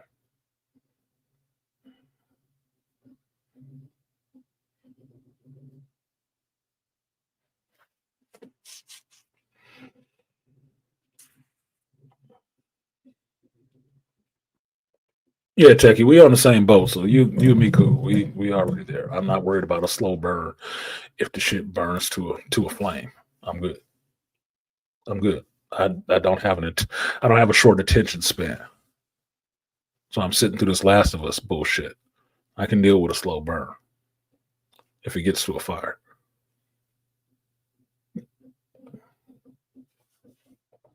Empire, pretty good.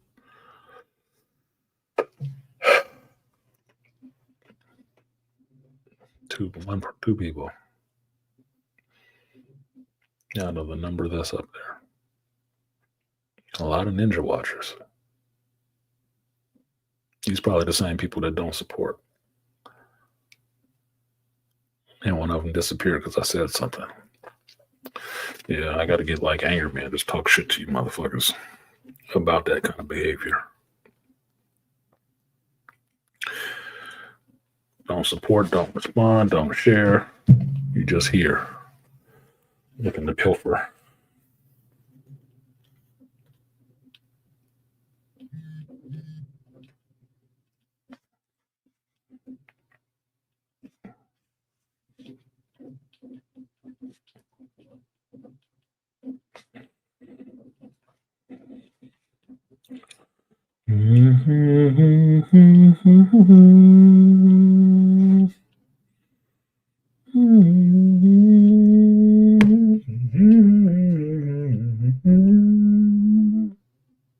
That's 3 people. Fine, fuck off.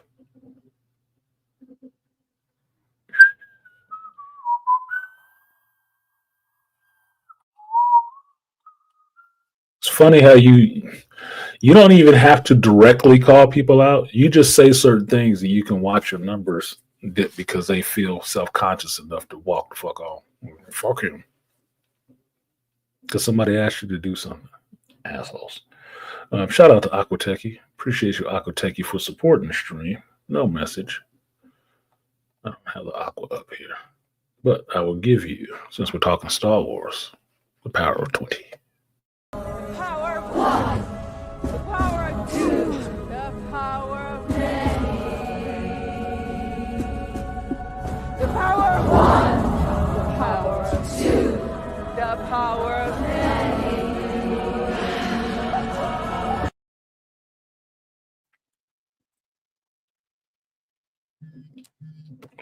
I guess he's done now. He's not talking about what I want him to talk about, so fuck him. You're not done, motherfucker. Why do I give a fuck about what you think? Shout out to King Parrish. Appreciate you, King. I will give you that 3B salute.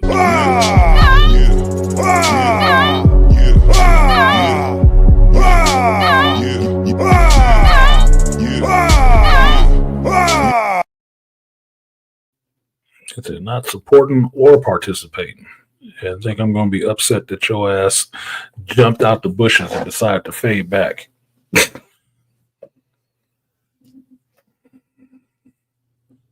YouTube count all of that shit, you know, right? Even you're running in and out. Shout out to the Beastly Nerd. He said, showing support the show, y'all. They ain't got to tell them. They know what to do. They go to every other channel and know what to do. This is not new for anybody on YouTube.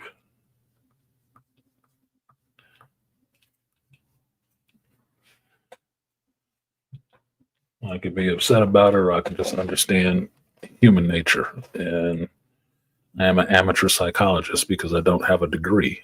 So I understand human nature. So shout out to the Beastly Nerd. I will give you the guts and butts. Appreciate you. Double up. 3 or 4 times, I ain't telling no lie, let's run it up. Never let a hard time on Get that done now instead of waiting until later. It's already 10 o'clock. And shout out to Two Triv, my favorite parishioners in here. Supporting the stream, I will give you that 3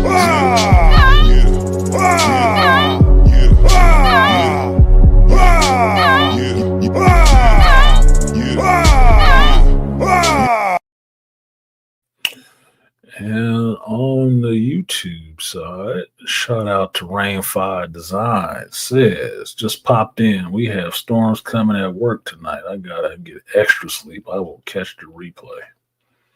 Okay, Rain. Be safe out there, man. You got storms. I don't know if you outdoors or what, but any storm weather is, batten down the hatches weather. If you can still got to be outside working and shit. So protect yourself. Stay safe. Appreciate you. I will give you the guts and butts. Appreciate it. Double up. 3 or 4 times, I ain't telling no lie, let's run it up. Never let a hard time on us.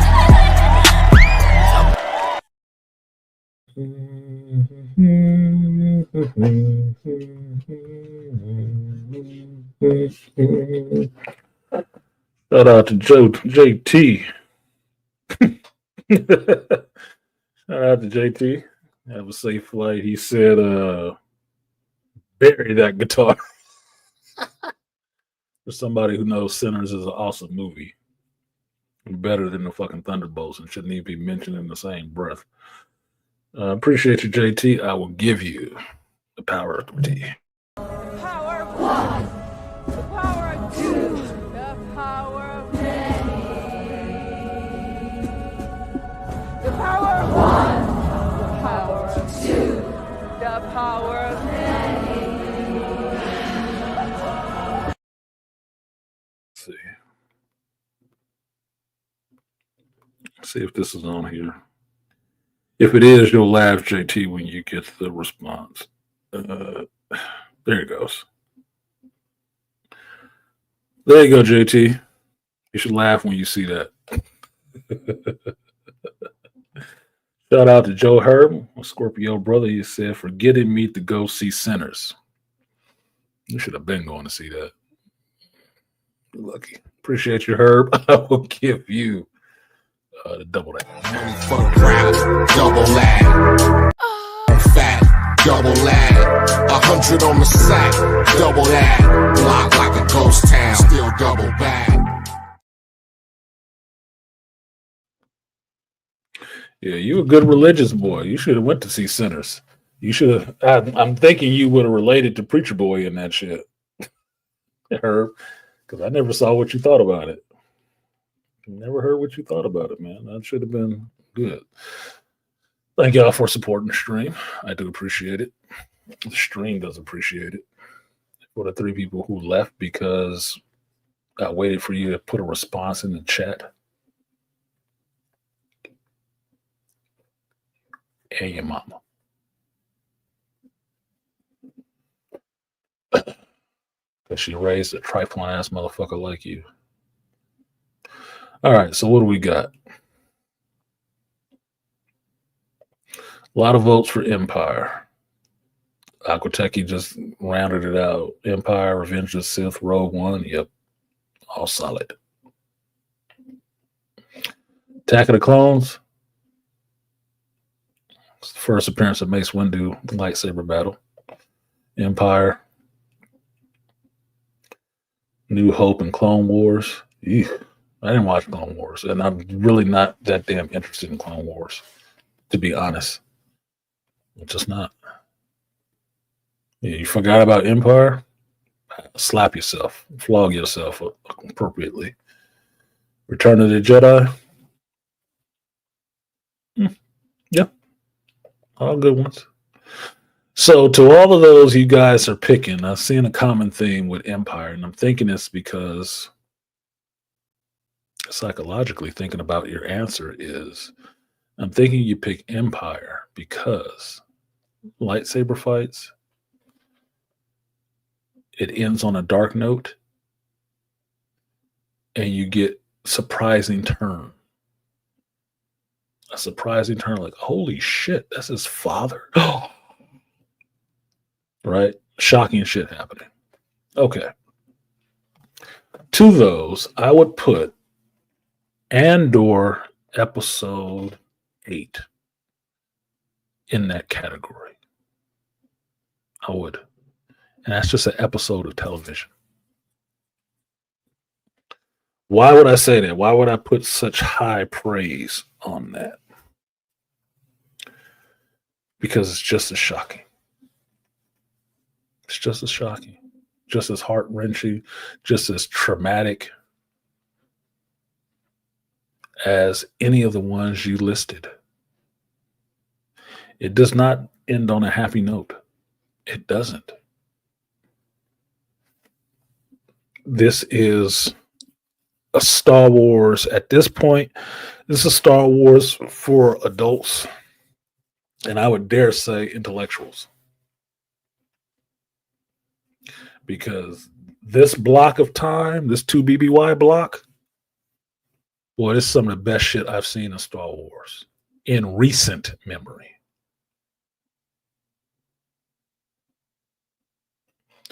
Now, the only thing that comes close in recent memory to this would possibly be the One Way Out Prison Break episode of Andor season 1.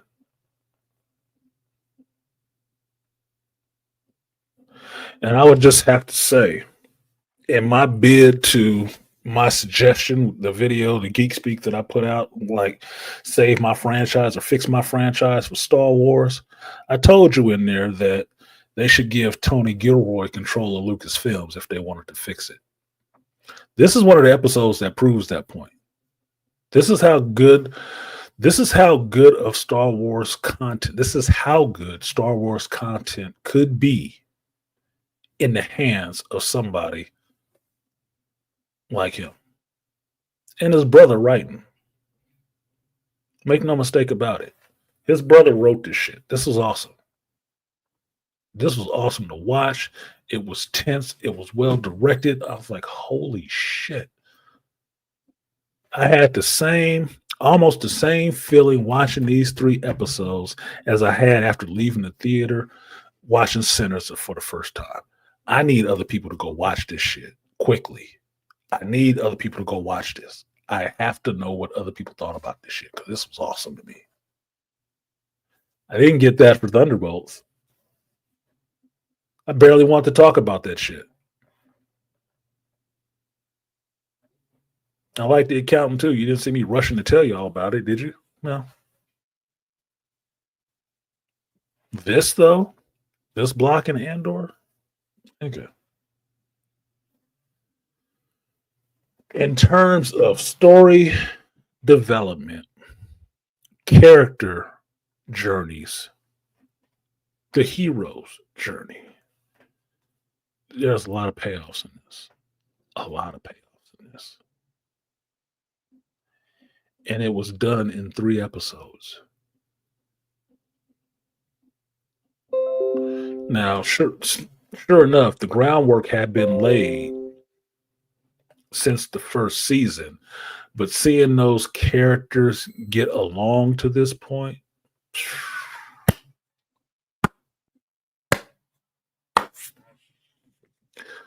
I pushed myself to stay awake to finish watching those episodes. I could not go to bed without watching those episodes. If you check them out on Patreon, the link is in the description, you'll see me sitting there saying that shit. I probably should go to bed, but no, I have to finish this out. I cannot go to bed without finishing this shit out. My mind will not allow me. What up, Dead Set? No. I had to finish this out. And I was better than I did. Because I was impressed. Yes, it's a slow burn. And yes, I said it just like other people have echoed it.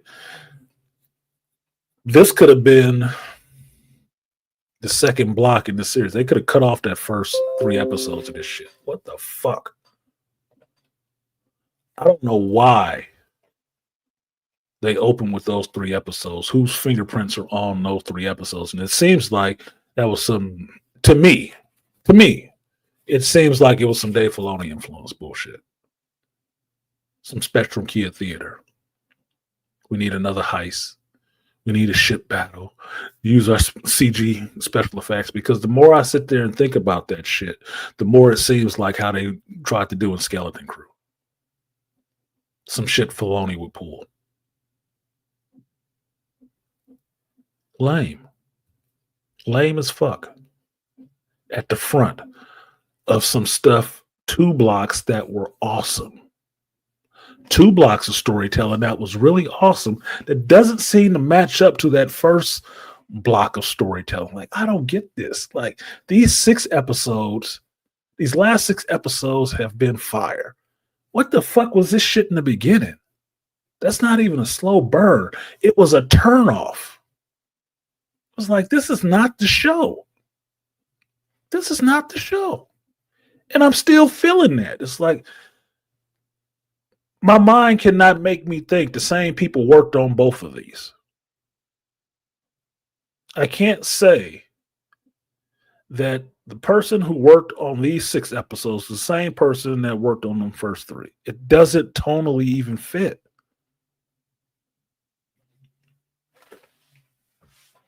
Staring the credits like that, but it doesn't seem to fit. It's like, this is somebody else's stamp, dude. And this is what I mean about having your own original voice. People can tell when it's not you. It doesn't match up. Because you can't have complete brains and understanding of characters at one moment and then completely lost in the next. That means it's not you. Now the characters are stupid. No, that doesn't even make any sense. Like you saying in here, Aquateki, yeah, I got to find out what happens to Deirdre. I do.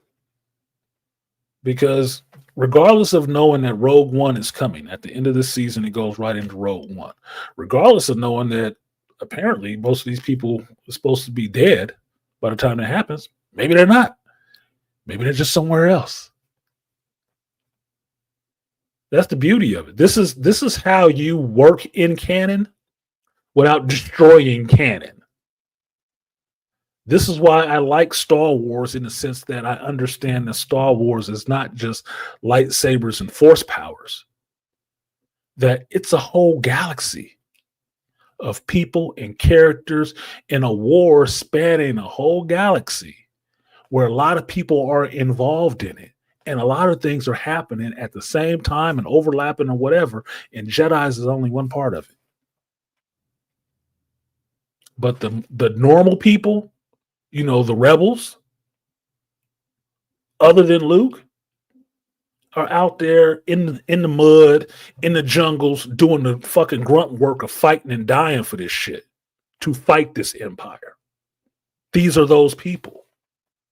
Without the benefit of the Force and lightsabers, they have to carry on this fucking war.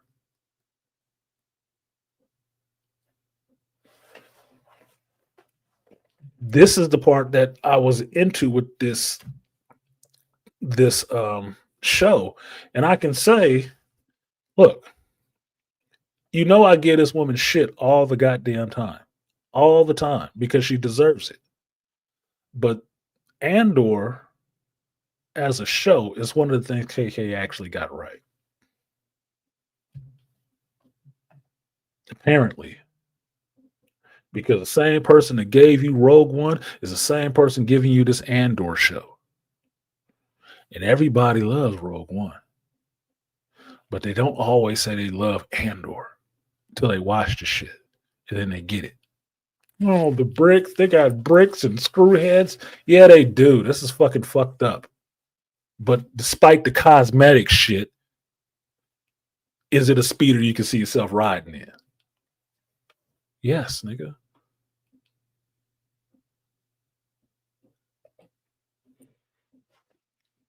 Girl, heard about like how Luke is at the dark side, Return of the Jedi. But he uses love for his family and friends to redeem himself, and Anakin also kicked Vader's ass in an epic fashion.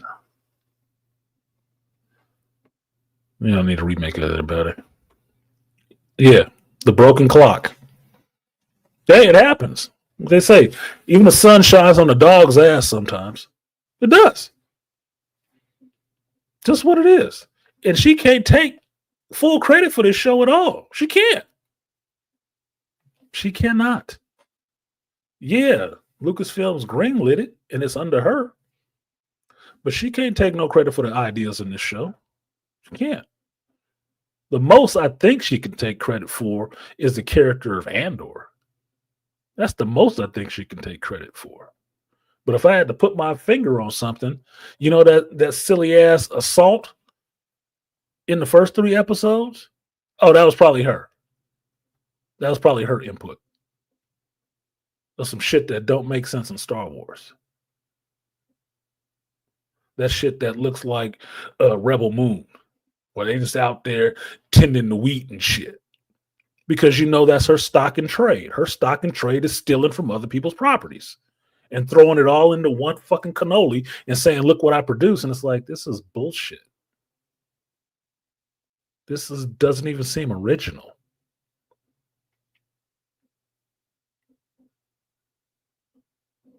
That's why I say that first 3 episode block of this season,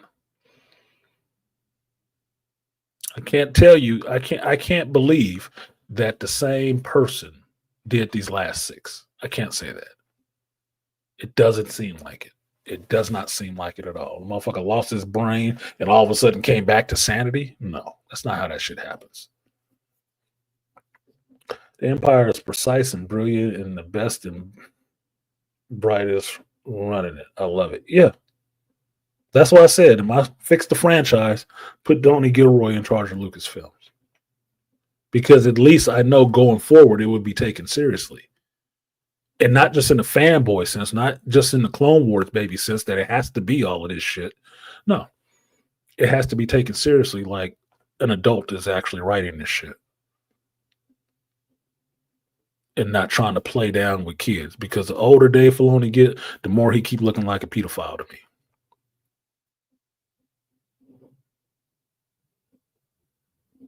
And his childish obsession with Ahsoka Tano ass. Stan Lee made a bunch of characters. He wasn't overly beholden to just one. If anything, you could say he just like redheads. And that might have not even been Stan. It might have been the artist. Other than that, he liked all his kids. Like any good creator. But Dave stuck on one.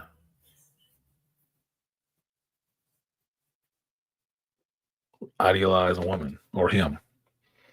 Who knows? Yeah. He is trying to smash Ahsoka. Like I said, idolized woman, or it's just him. His inner woman out to play with. Get him a blow-up doll. I could say this dead set, and another commenter mentioned this, is that who knew stormtroopers were terrifying again? Yes. You actually believe they're a threat, and you understand that they have stepped up in the level of threat when you have regular Imperials going through there that's kind of assholes. But then you see stormtroopers show up and you're like, oh shit, it just got real. Yes, because they're not played as fucking jokes where you can just smack their helmet and spin it around and run around like the goddamn Three Stooges. No. They are serious threats. Again. So when you see them show up, it's like, oh shit. You hear that? Let the bodies hit the floor. Let the bodies hit the floor. What the fuck is going on? Yeah. Problems. Now,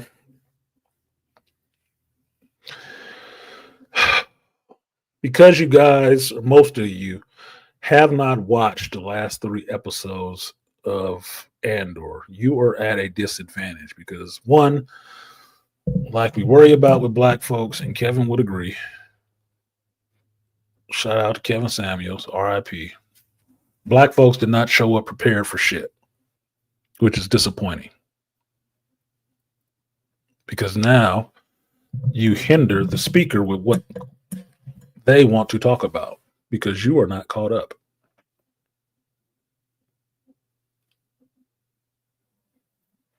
So I'm going to go on anyway. And if it's spoiled for you, too fucking bad. You should have watched the show. Because if you tell me about you watched something shitty, if you saw The Last of Us, you should have had a palate cleanser with Andor. You should have rushed to Andor to get that palate cleanser.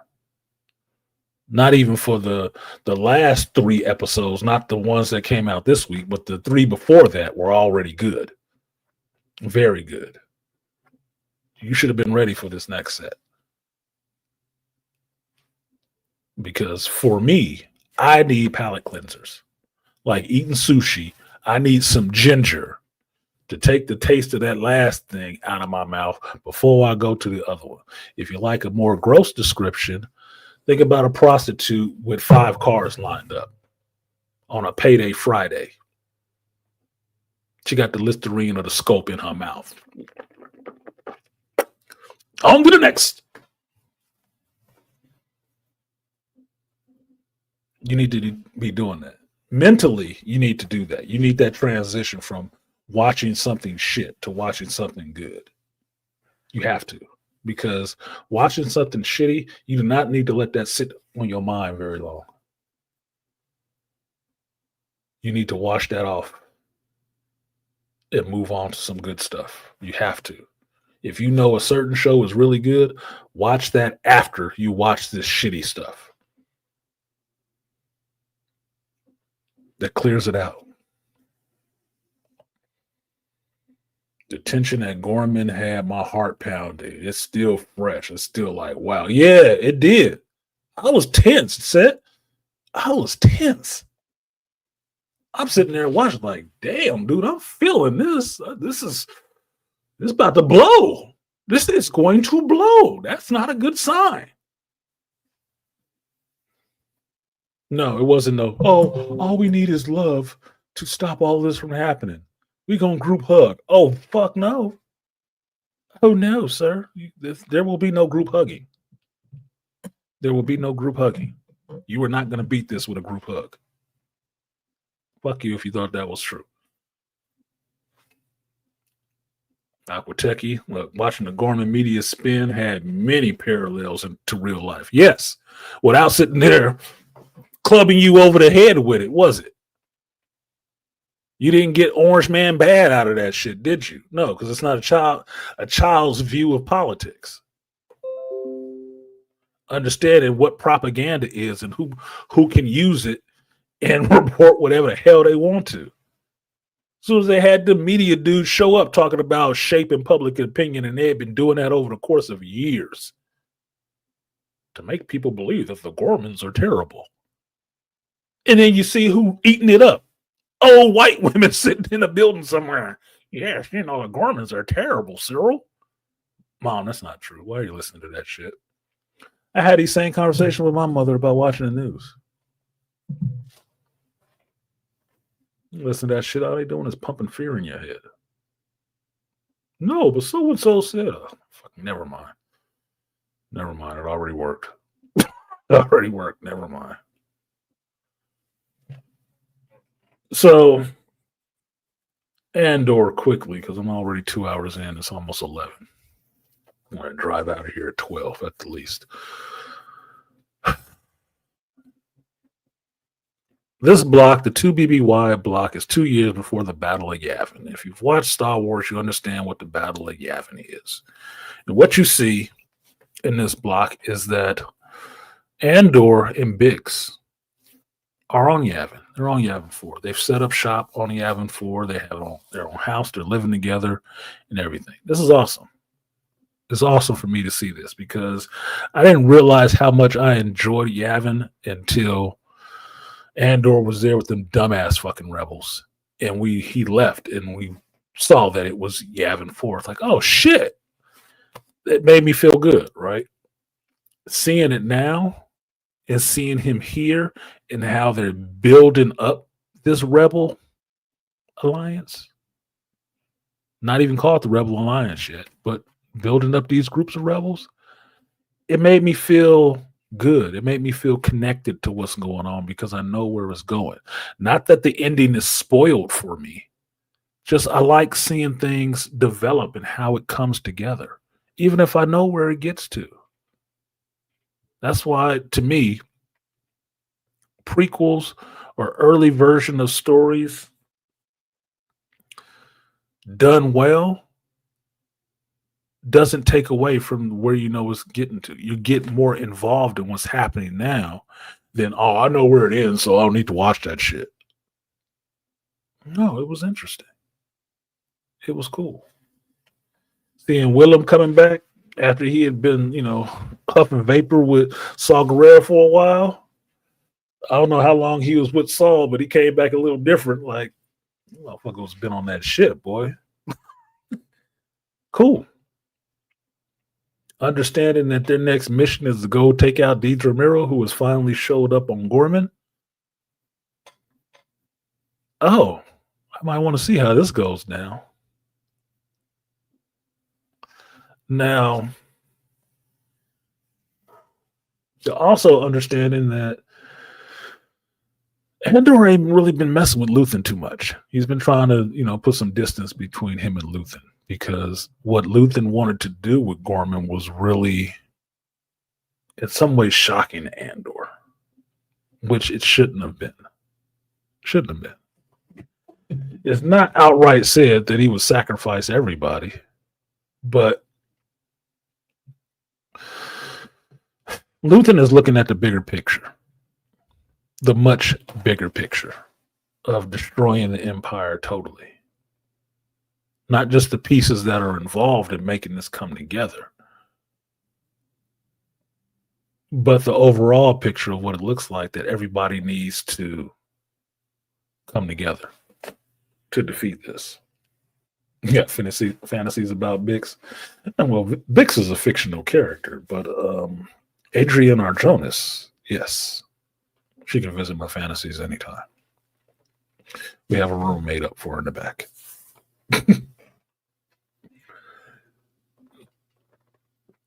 Now, this mission to Gorman is part of this whole campaign that the rebels have had to bring Gorman into the war, and the Empire's plan to use Gorman to turn public sentiment against Gorman so people want them to come in and take over so they can get at the minerals that Gorman has in it. So basically, they're destroying a thriving economy based on these spiders and this silk because they make fabrics and shit like that. They're destroying an economy so they can get the resources on that planet, but they can't destroy that economy without making people think that they are bad and they're rebels and all the rest of this shit. So they turn a blind eye to whatever happens there. It's kind of like an eminent domain situation, but it's also like, what do they call it when they do it to black communities? I'm forgetting the term right now, but you know what it is. They make the hood look really bad, really terrible. Oh, the crime is out of control. It's this and that and the other. And as soon as they do that, they can put more police in there to kick your ass out. So when they uproot you from your homes and shit like that, redlining is another term for it. It's another term that they use nowadays. More updated term. Forgot what it's called. It's not imminent. Oh man, it's not redlining. Sorry, my brain is not completely on yet. Gentrification. There we go, Dead Set. Yes. They gentrifying Gorman. Oh, they gentrifying it like a motherfucker. The Negroization of Gormans happened over years. So much so that everybody back in, the rim, or outside of the inner circle near Coruscant and stuff like that, really believe these Gormans are on some bullshit. Despite what they make. They're really on some bullshit. And so they've done enough of the political job to make people think that it's just a bunch of Negroes over there. that people start turning a blind eye, and the Empire can come in force. And in this episode, or in episode 8, you get the Empire coming in force. Now, this has been part of a larger plan that Deirdre has been involved in, but she has had her boyfriend, husband, Cyril Karn, there on Gorman, working with the Gorman Front, their version of rebels, on a dummy mission. He thinks he's there for one thing. He thinks he's there to prove or help the Gorman Front against outside agitators trying to ruin their planet. He doesn't know that the real thing is that the ISSB want the Gormans to get weapons and have this front do more overt actions, so when they need to, they can come in, wipe their ass out, and take control of that planet in a good old-fashioned way where everything seems like it's legal. Gentrified, because they want the mineral. Now, the only part that I have a problem with in this is that on Gorman, they have these naturally occurring spiders that spin these webs and get this silk, and they make these fabrics and all the rest of that shit.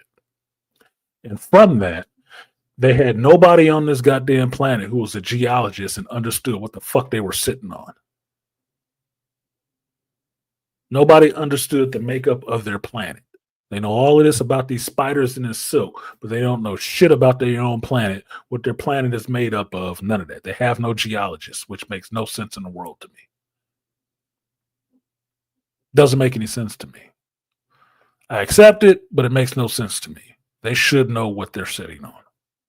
They should. If they have a planet and a culture, especially spacefaring in that sense, where they have exports. All right? Because of the value of Gorman in that silk, this is why the Empire needed this media propaganda campaign to get at them, to get people not to pay attention to them. Because they're like an island nation. They import everything else. They only have one export, which is the silk and shit. So to have that gone from, galaxy trade, you have to have a reason for people to look to other sources other than that first. And that's what the propaganda was about.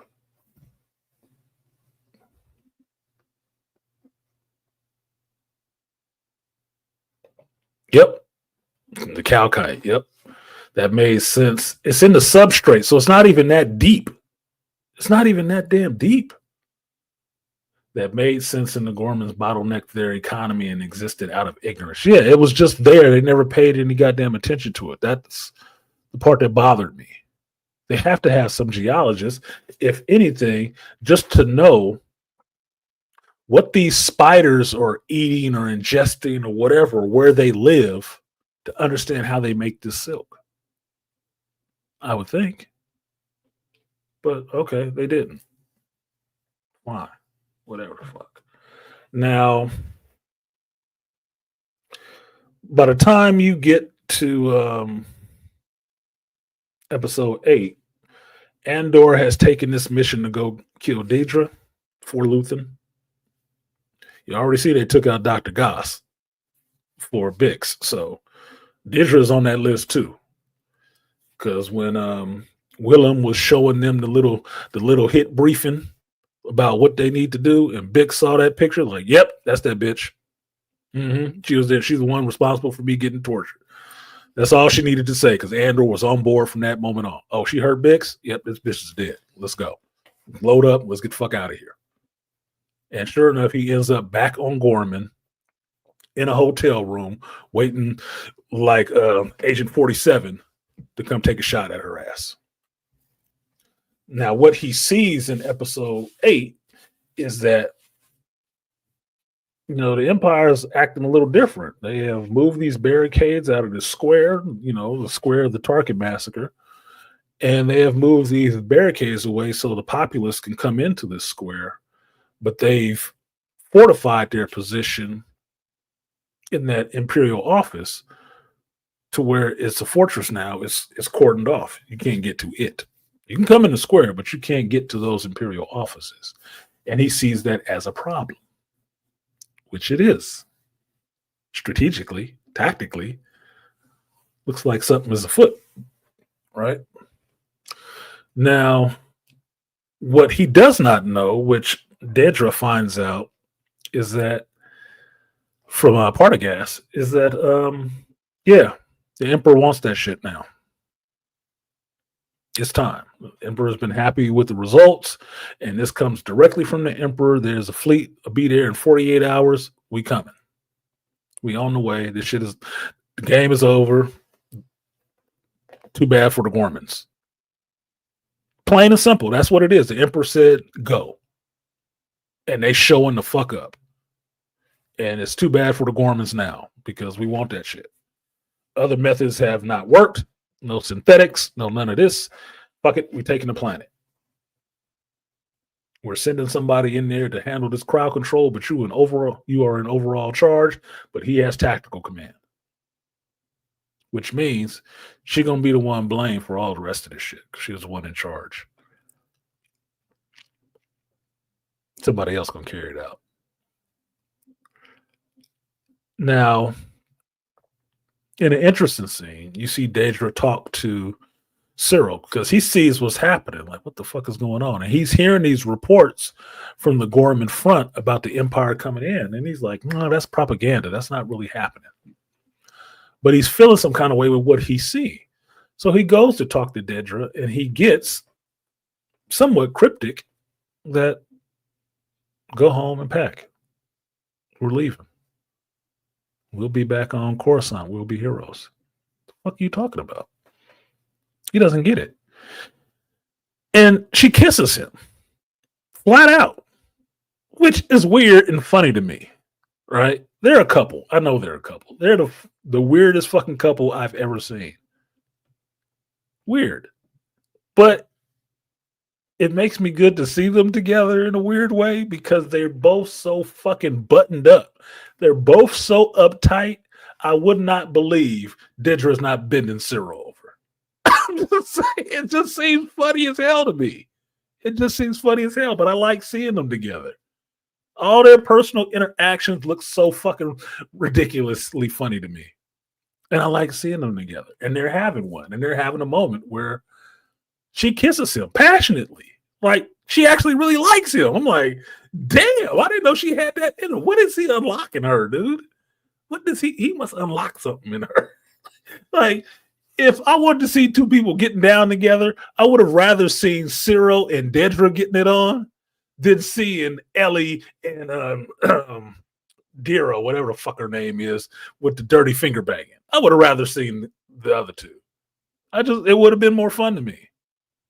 Because one was like, yuck. The other one might be, really? I can't imagine that. I gotta see more, dude. I gotta see more. Yeah, the awkwardness is palate. They awkward as fuck, dude. Like, I imagine these characters fucking would be like dancing off beat. Like,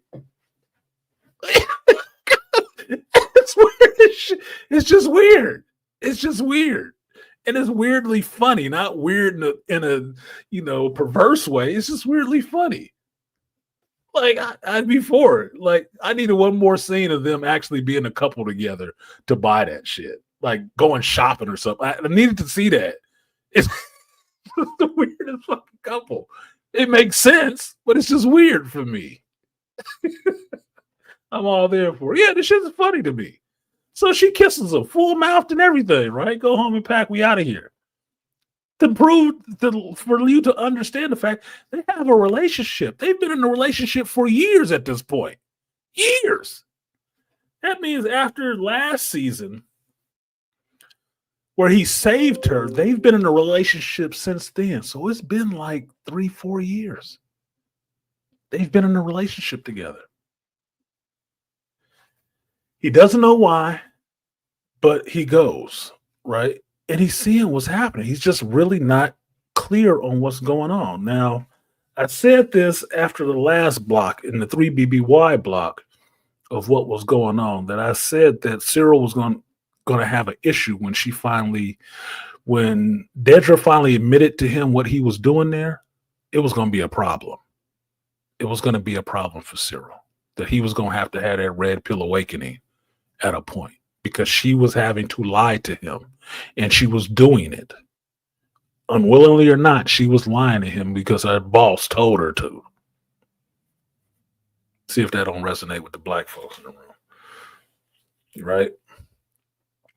So he goes to leave, and what you see is that Andor is trying to get the fuck out of there too. And his hotel is right across from this Imperial thing. Right? So there are some moments where Andor and Cyril almost bump into each other. They do. They almost meet. And it's shocking because you think Cyril has been chasing this motherfucker for years. This is what got Cyril losing his job and everything else. Sent him down this road to all this, discreditation and stuff like that, to getting this little shit job in a cubicle somewhere, to even meeting Dedra to begin with, because he's still searching for Andor. He's been looking for this dude forever. This motherfucker ends up like feet from him, and he doesn't even know it. Doesn't even know it.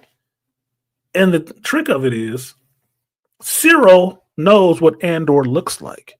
He's known since season 1. Andor does not know what Cyril looks like.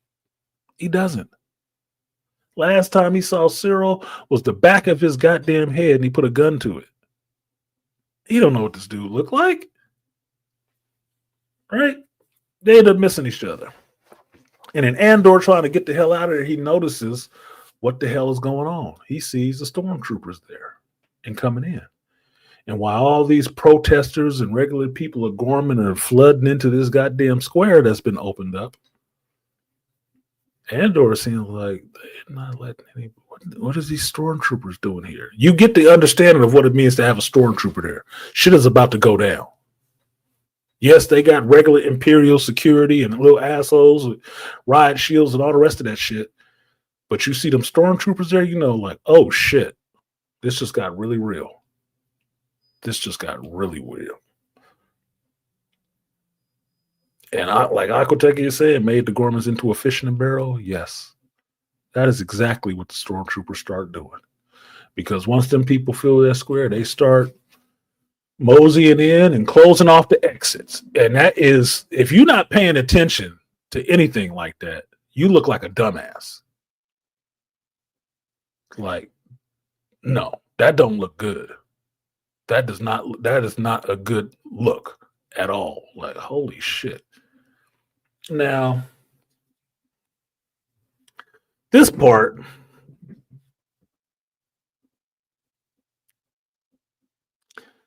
now I'll go ahead and tell you.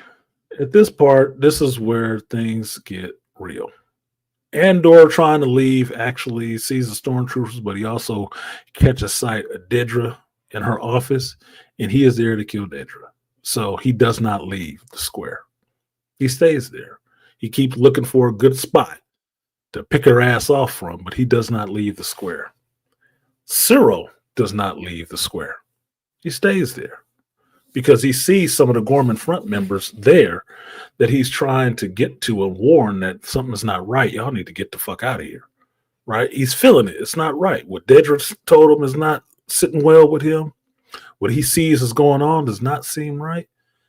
And you have to understand that Cyril, at the beginning of this season, of this series, he was a corporate security officer.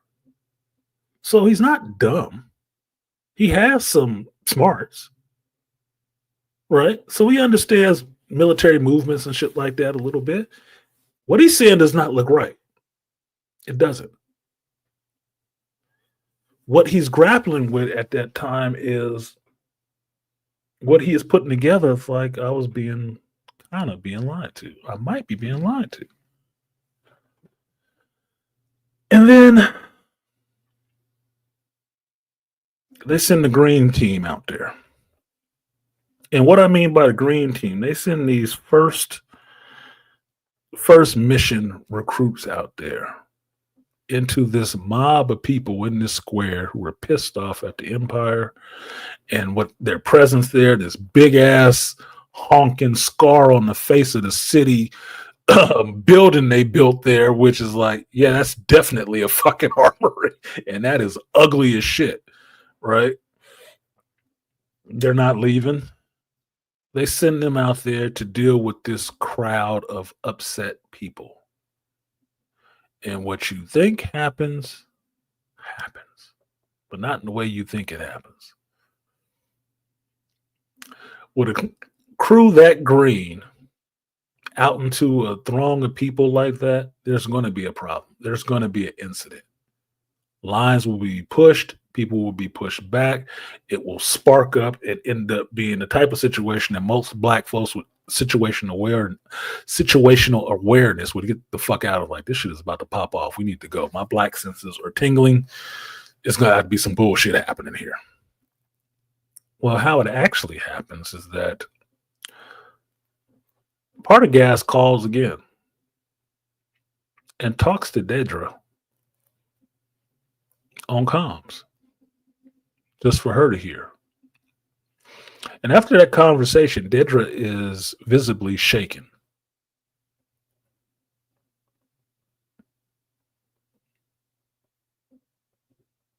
Now, partially because of the conversation her and Cyril had when he came back into that building, understanding what the fuck was going on. He didn't have no nice words for her. Did not have nice words for her. And it's a saying that you should see rather than me telling you. You should really see the scene and not have it me tell it to you, because it's powerful. And like I said with sinners, there's certain scenes that need to be felt, not told. You need to feel that scene, and I'm not going to tell it to you. But by the end of it, Dedra is a bit shaken, and her conversation with Prattigast makes her a little bit more shaken. And then she gives the order. And the order is one of these Imperial snipers up on the roof, which apparently nobody was paying attention to, takes aim at one of these green team Imperial soldiers out there in the middle of the crowd and shoots him dead. The commander of this little green team out there sees one of his soldiers go down, freaks the fuck out, and calls for shooting on the crowd. And the green team pull up their weapons and start shooting all these unarmed people in the crowd. And it's just like, this is not a heat moment. This ain't some bank robbers having a shootout with the cops. No. It is a team of green-ass soldiers being given an order, and they start laying down everybody in this crowd.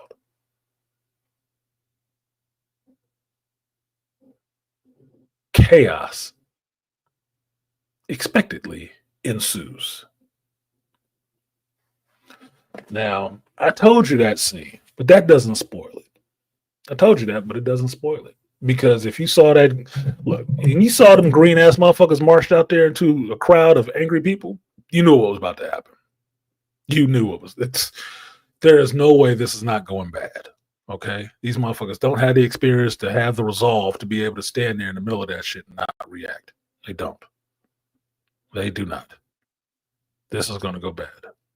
It goes badly. Now, one of the high points in this shit is that while all this shit is going badly, and Dedra is standing at the window looking at this shit, just fucking horrified about what she's seeing, because understand, Dedra Miro is ISB. They're the information. They're espionage folks. They ain't usually there for the bullshit. Yeah, they inspect it. They kind of understand what's going on, but they ain't there to see it. She's there watching this shit. She's horrified. Horrified. But her standing there watching this shit gives Andor a bead on her. And Andor sees her. And he puts together his weapon, which I really like because it goes from a pistol to a rifle. Like, they need to make those. I probably couldn't buy one in California, but they need to make those so I can buy one because that's awesome. I like that shit. I like things working on many levels. I do. I really do. It don't matter what it is. If it can use it for more than one thing, oh, I need 2 of those. While Andor takes a bead on Dedra,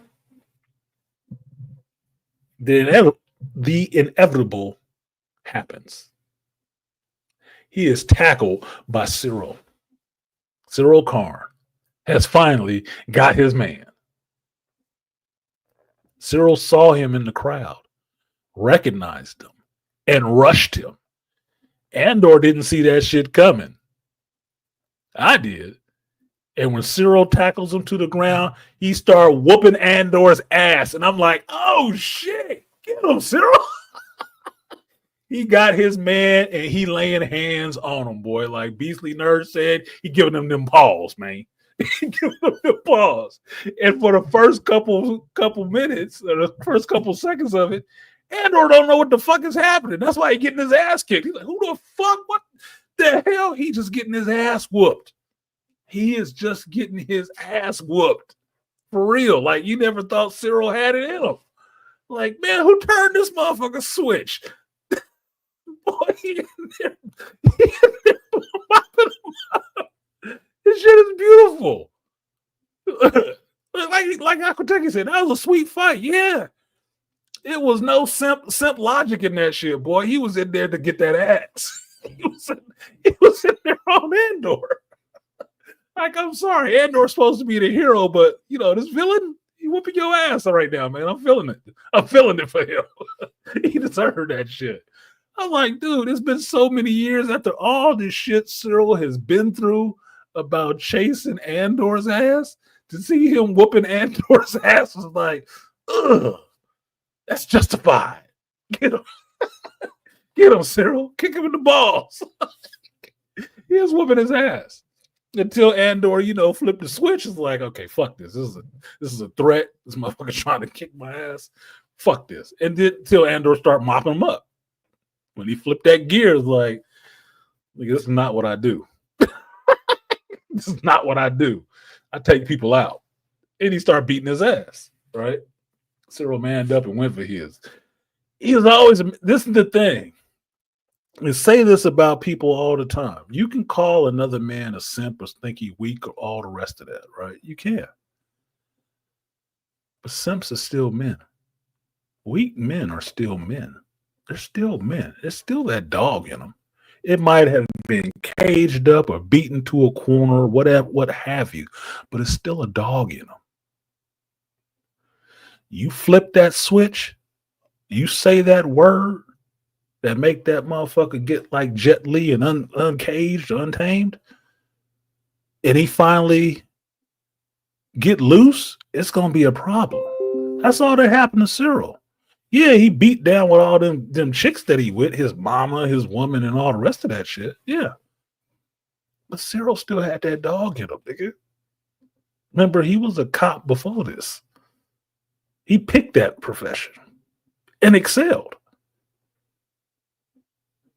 He got into a scrap. That's with another man. He wasn't, beating up on no chick. He was fighting another man, and he was going for his. He let the dog loose, boy. Karn stands for doing harm. He was on him. Cyril was dangerous because his inner sanctum, like focus. He was an OCD pit bull. Yeah, he was on his ass, like shake him up, shake him up, shake him up. Like, he was on him.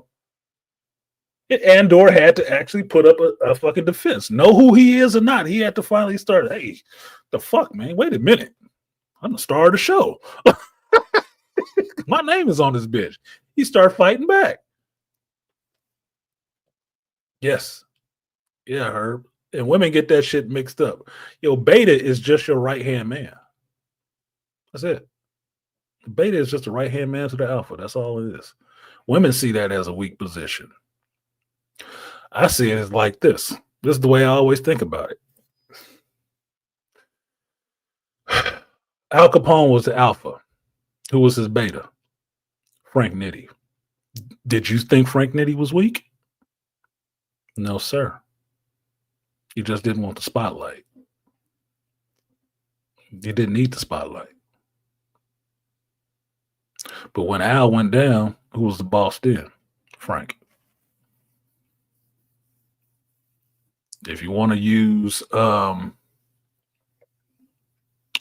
anime terms, Gungrave, Harry McDowell, and Brandon Heat. Who was the alpha? Who was the beta? Would you fuck with the beta? No. He was that motherfucker giving you cold stares and would lay your ass down in a minute. Women got that shit mixed up because it's all about, sexual desirability for them. We men, we ain't supposed to have it mixed up. We're supposed to understand what the hell that means.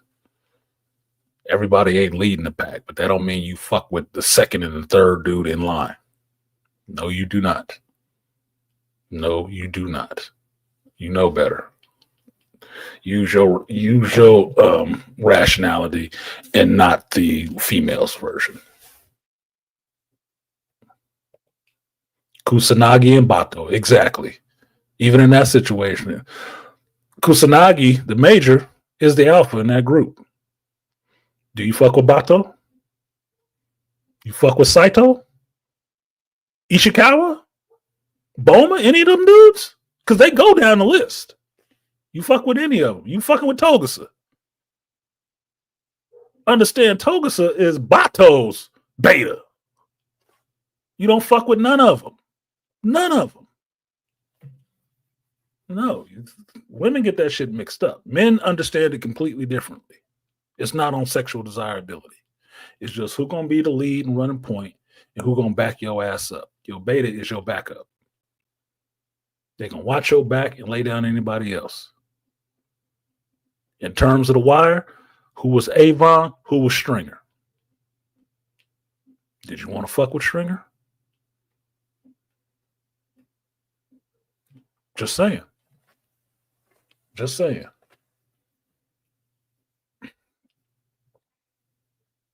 So, back to Star Wars. Cyril gets his man. And Cyril and Andor have a fight. And it comes to a point where, which is kind of funny when it happens, but if you've been watching the show, you understand it, that Cyril ends up getting Andor's gun. And through all the chaos that's going on outside, Andor tries to hide behind his bar. And sure enough, Cyril comes up on him with Andor's gun and points it at him. And Andor sees him. And the thing that Andor says is funny as shit, but it's not played as a joke. He's like, who are you? Like he's a superhero. Like, who are you? He don't know who the hell Cyril is. He's never seen that dude before. He's been there with him before, but he's never seen it, looked him in the face before. He doesn't know who Cyril is. Cyril's whole journey throughout this whole shit has been to catch Andor. He has finally caught Andor. Andor doesn't know who the hell that is. Because he's been the specter behind him the whole time. He's never been looking back. It's not that Cyril is inconsequential. He just didn't know. He didn't know. Cyril is the reason he had to run from Ferrix. For them two corpos he killed. Cyril was a corpo. He was the one chasing him. He didn't know that shit. Cyril is responsible for putting Daedra onto who Luthen might be. The Axis. Cyril has been instrumental in getting these motherfuckers exposed the whole time from season 1. And Andor doesn't even know that dude and what he looks like. He don't know his name. He don't know shit. And exactly, Dad said, that was the same thing I said when I watched it. Andor is Cyril's Moby Dick. He is. Cyril is the old man. He's the Ishmael, right? He's the one. Andor was Moby Dick. Yeah, the coyote finally caught the road runner. What did that mean? It's time to have a dinner.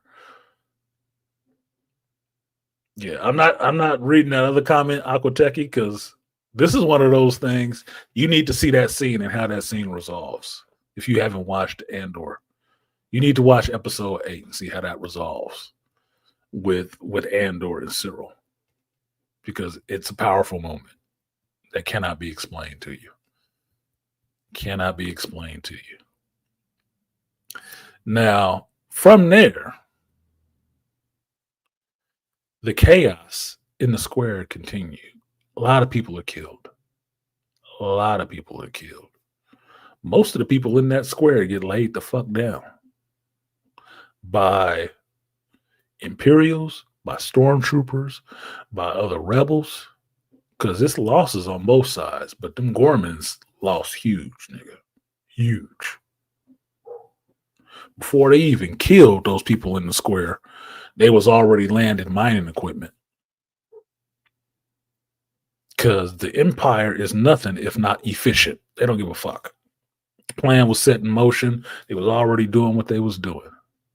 And one of the most telling lines was when Dedra was talking to Pradagast and trying to say, well, we need time to, put the propaganda out about, he's like, no, we passed that point. Yeah, we passed that. Gentrification is in full effect. We don't give a fuck about no propaganda war. Nobody cares now. We land in the miners and we taking out these fucking Gormans, and that's it.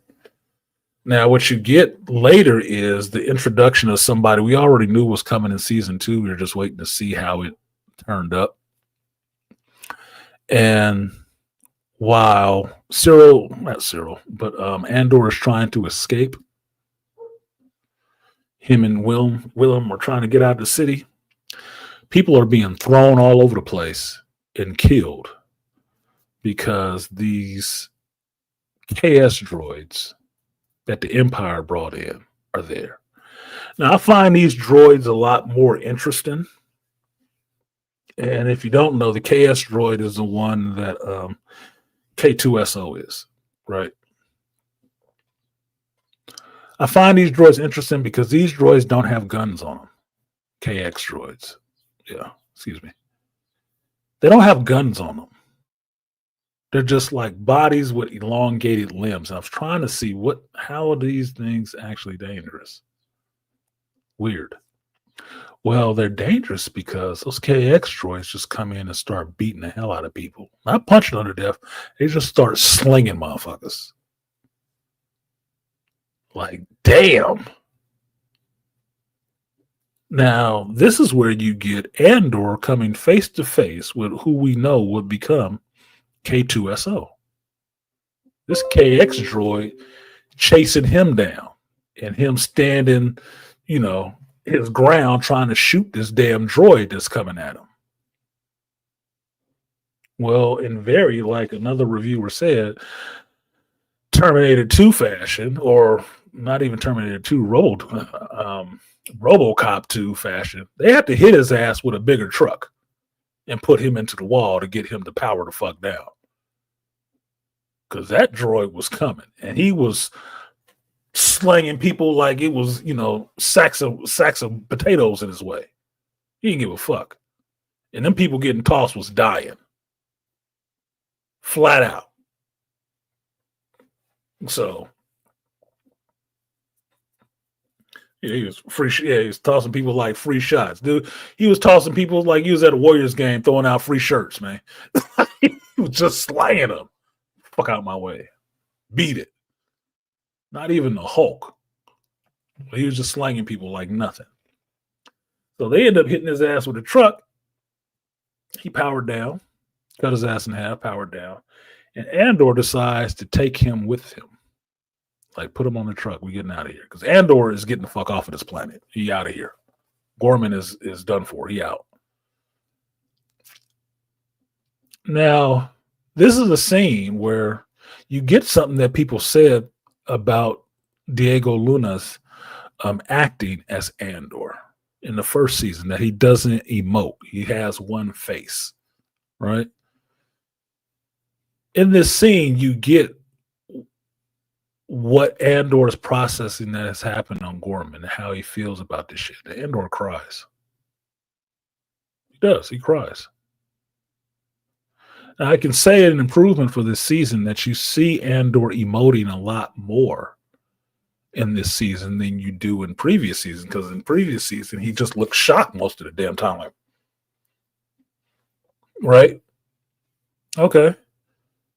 I always took that as the character trying to process what the hell is going on and put on a brave face.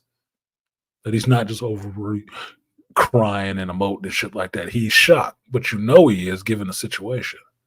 This one, he actually cries and some shit because he told these Gormans they wasn't ready for this shit. And he told Luthen they weren't ready for this shit. And that a lot of them would die if they did what Luthen was trying to help them do. And Luthen didn't care, which freaked Andor out about Luthen. Like, this motherfucker will kill everybody. He will let them be killed. No. And sure enough, Luthen didn't give a shit. He sent somebody else to do it.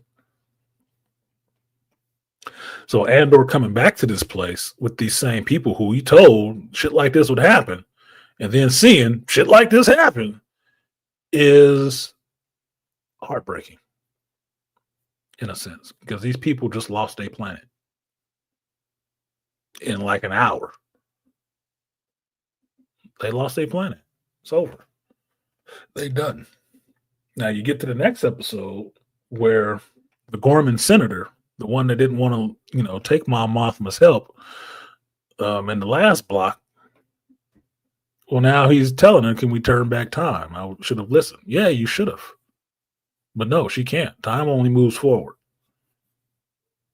He up a creek. Nobody is listening to anything he wants to say about peaceful Gormans and we not doing anything, none of that shit. Nobody wants to hear that shit. And he is promptly arrested on the Emperor's orders and removed from the Senate. Gorman has no voice in the Senate chambers anymore. They took that voice and stashed him away.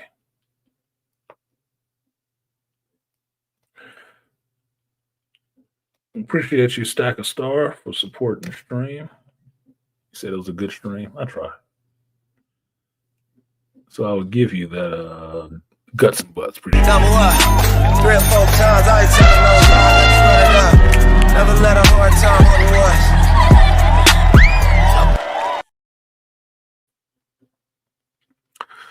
Now, from this point, you get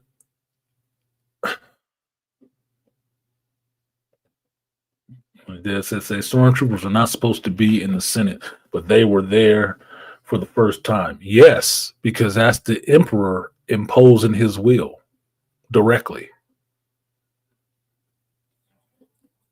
Them stormtroopers showed up and dragged that motherfucker out of Senate. The Gorman senator out of Senate. He was arrested on the spot. Because you understand the stormtroopers are supposed to be like your secret police and shit. They was not bullshitting. They came and got his ass. And he's crying out to those people about, it's me today, it's you tomorrow. For that reason. Nobody's paying attention. Because the propaganda campaign has been such that people didn't care about Gorman anymore. So when he got rolled out of there, they was like, oh yeah, that's what should happen. Apply it full of rebels. Think for yourself. That motherfucker got disappeared. Disappeared quickly. And Mon Mothma's having an issue with this shit. Which she should, because she's part of this, rebels. She's part of this future rebel alliance. And she goes to talk to Bail Organa. And while Mon wants to just, get in the Senate chamber, blow it up, talking crazy and shit like that, Bail is like, we are not ready. And what you understand from Star Wars lore, Bail's involved in this Rebel Alliance building with her. And he knows the stuff on Yavin is not ready yet. They're not. They don't have the Force congealed enough yet. They're just trying to put in the actual structure for like a military structure where people have to be there, have to do certain things, have to organize, have leaders, and have teams. But it's not there yet. Remind you of the time block. We're 2 years before the Battle of Yavin, where they actually group together. The rebels have their own alliance together and work as a unified fighting force. We're 2 years away from that. Yes, it's not time yet. Mom don't want to listen. So Bail says somebody should do something. Yes. But you do it. I'm going to stay here. I'm going to be here in the belly of the beast and do what I can to slow them down while you get out there. Which sounds kind of bitches, but you understand Bail ain't supposed to be there for a while. But you already know how Bail's fly in the ointment process leads to the fate of Alderaan. So, yes, he did what he could from inside. Mon is going to make a speech. And then that's when we start realizing that Mon Mothma has had bugs all up her ass. And she didn't realize it. Her office has been bugged. Because the Empire is on the espionage tip. And finding the listening device and destroying it got one astute listening to Beats ass black dude in ISB like, yep, communications are down. The listening device is not responding. And now these people are, the ISB is alerted to the fact that Mon Mothma might be up to some shit.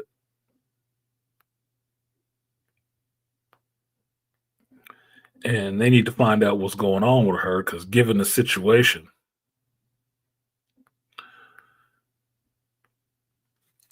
she could be a problem. Yeah. Office bug. The chauffeur wasn't even compromised. He was working for them. He was working for the ISSB. He had been a plant for 2 years.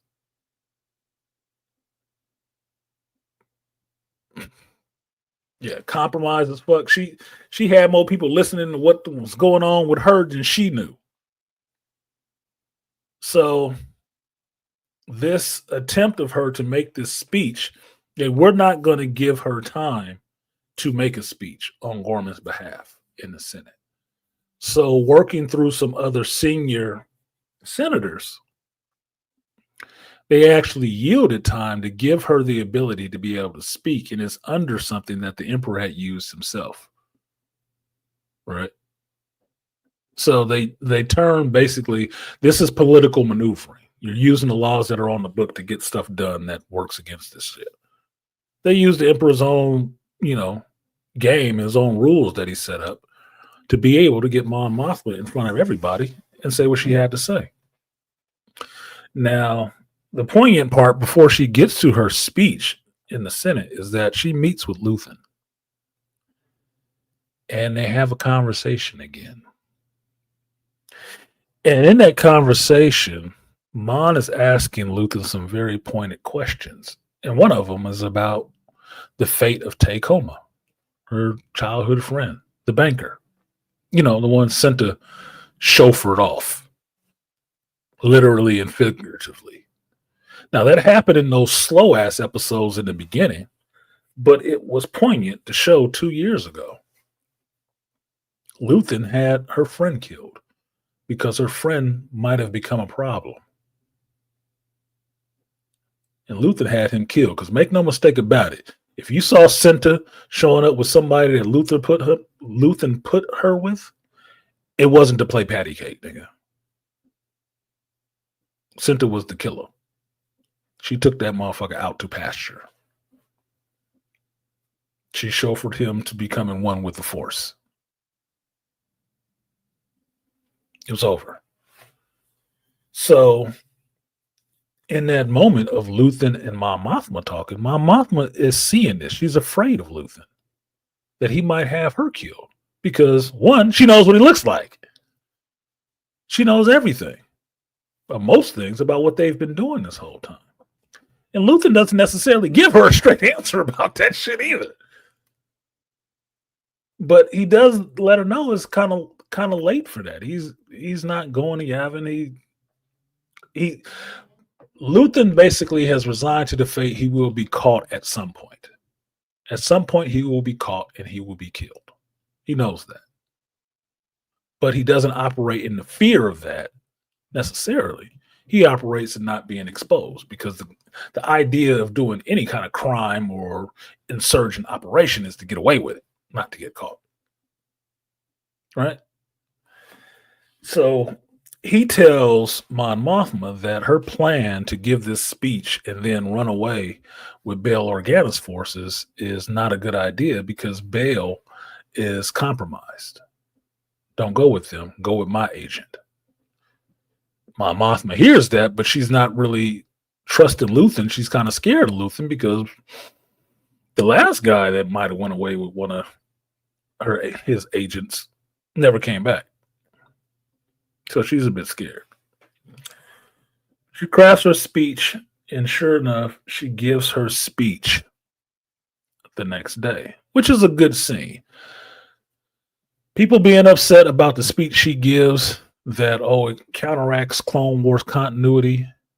I would say fuck Clone Wars continuity, because Clone Wars, for a lot of it, goes in and rewrites continuity that existed already. I don't give a shit about overwriting anything Dave did. I don't. It's because of him you got dumb shit injected, like World Between Worlds.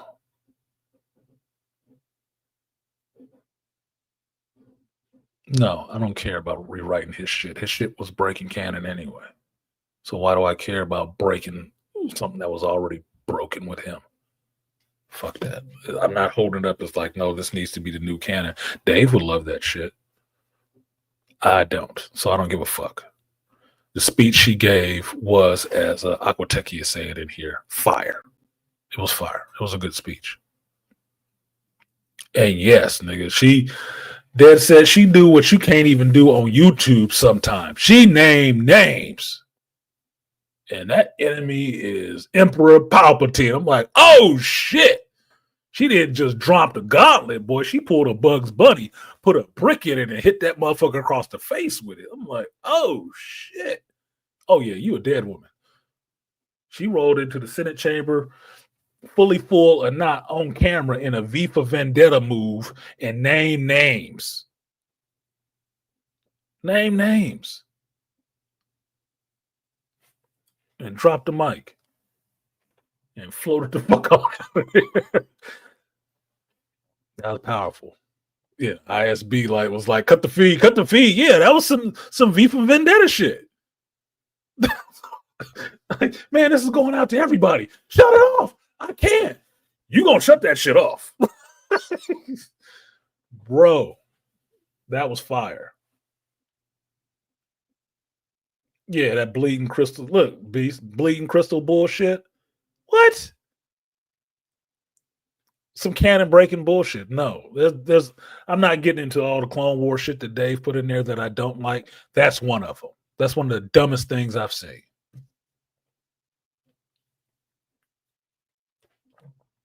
So when Mon Mothma gives this speech, she knows she has signed her death warrant and she has to leave Coruscant immediately.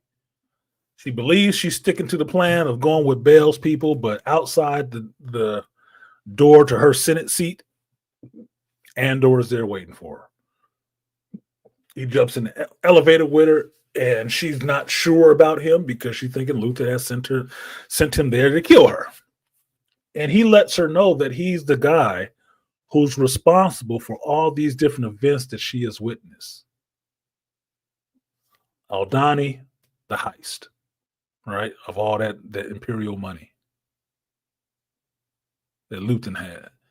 Ferrix, the uprising on Ferrix. All these different things that he has been the part or the catalyst of, at the center of, that she knows about. That she knows about from her cousin being involved in it, sort of. Right?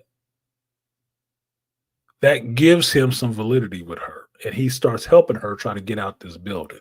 I'll say at this point, This is where I love what Tony Gilroy does with these movies or these shows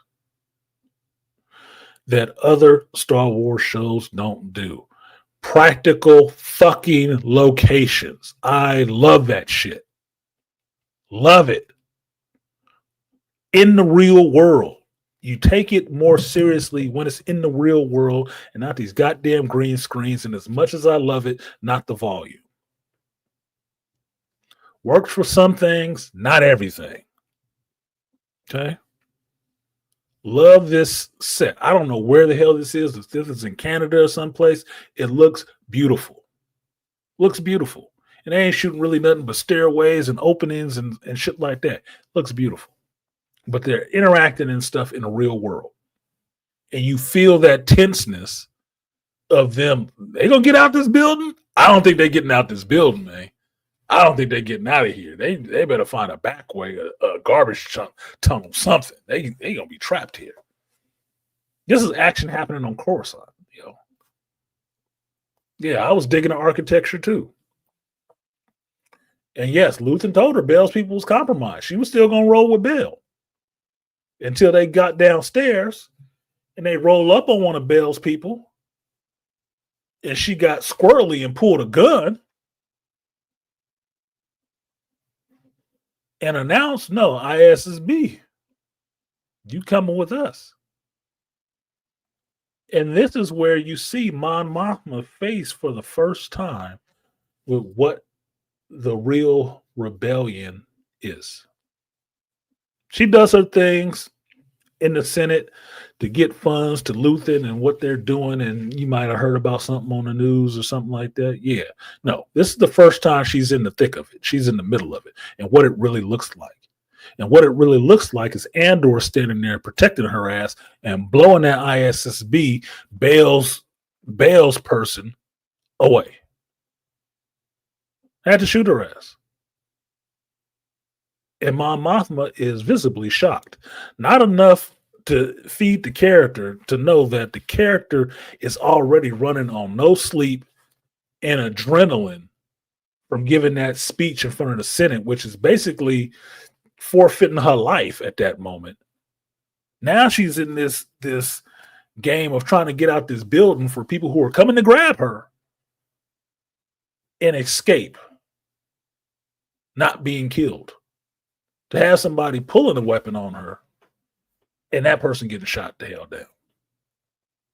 This is all in her face for the first time now. Really. That character got to be shocked as shit. But you know what she's not doing in that moment? Talking about she pregnant and wanting to get finger banged. It's tense, nigga. Tense. They finally get out of there. Right? They get out of the Senate building, which I didn't think they was going to be able to get out of that motherfucker. Even despite knowing that Mon Mothma ends up with the rebels later on in the timeline. This is what I mean about good writing that works within the canon. Yeah, I know where she gets to. I know she ends up with the rebels. But this part right here is fucking gold. I don't know how she get out the Senate chamber. And I'm into it. I'm completely into it. Oh, they stuck. Nope. They're not getting out of there. God damn, how many people? There's a lot of troops coming. You can't lay down all of them. Don't need to. All it takes is one chauffeur leaving his fucking post and coming up there in a clever hood move that Andor pulls. Like, what's his name? Oh, look, we got her. Blowing the chauffeur driver away and not even staying there to see his body fall, rushing Mon Mothma right past that motherfucker down the stairs and into the limo to get out of there. I'm like, whew. Oh, take a breath. Did Nolan do this? Did Nolan direct this? Whew, this is about as tense as that scene in Interstellar when they're trying to dock the ships. Like, bruh, that was tense. This is a Disney Plus show, y'all. A Star Wars Lucasfilms Disney Plus show. If you can believe that shit. Drama. It's not the damn slaughterhouse that happened in the last episode. No, it's happening in the center of the seat of power. It's on Coruscant. It's like political drama. And you're still just as tense as you were with people getting blown away in the square. Just as tense. Whew, shit. Yeah, exactly, Aquateki. My point. If only the rest of Star Wars could be this good. This shit was cementing why I said, yeah, Tony Gilroy need to run Star Wars. Fuck Dave in his creative control seat. No, you in the side seat, buddy. Go play with your blow up doll. This is what we need in Star Wars. I need this shit in Star Wars regularly on a drip. This would bring the franchise back. Not this goofy, let's make some more toys bullshit. And don't kill my character. No, she need to die today. No. So Andor gets Mon Mothma out there, and he gets to the safe house that he and Bix had in the 4 BBY block when they were staying on Coruscant. And it's a Luthen safe house. And they get in there, and Mon Mothma actually realizes that Andor has been there before. He lives there. He has lived there. And it's a good moment to me to realize Mon Mothma is looking out at the city, realizing she's leaving this place. She is leaving this place. And this is what safe kind of looks like at that moment. You got Clea here, which I like. I like that actress. I like that character of Clea. Meeting with Mon Mothma. She knows Mon Mothma. She knows this is the rebels. Now, while Bale's team was compromised by the ISB agent, the people that the route they were going to take and the people they were going to meet up with is true. They were just compromised by that one person in there. So they've arranged that Mon is still going to go with Gold Squadron to Yavin eventually, which is where you get them making sure they feed back in that goofy ass speech in Clone Wars. Right? Dave always trying to sew his characters in everything.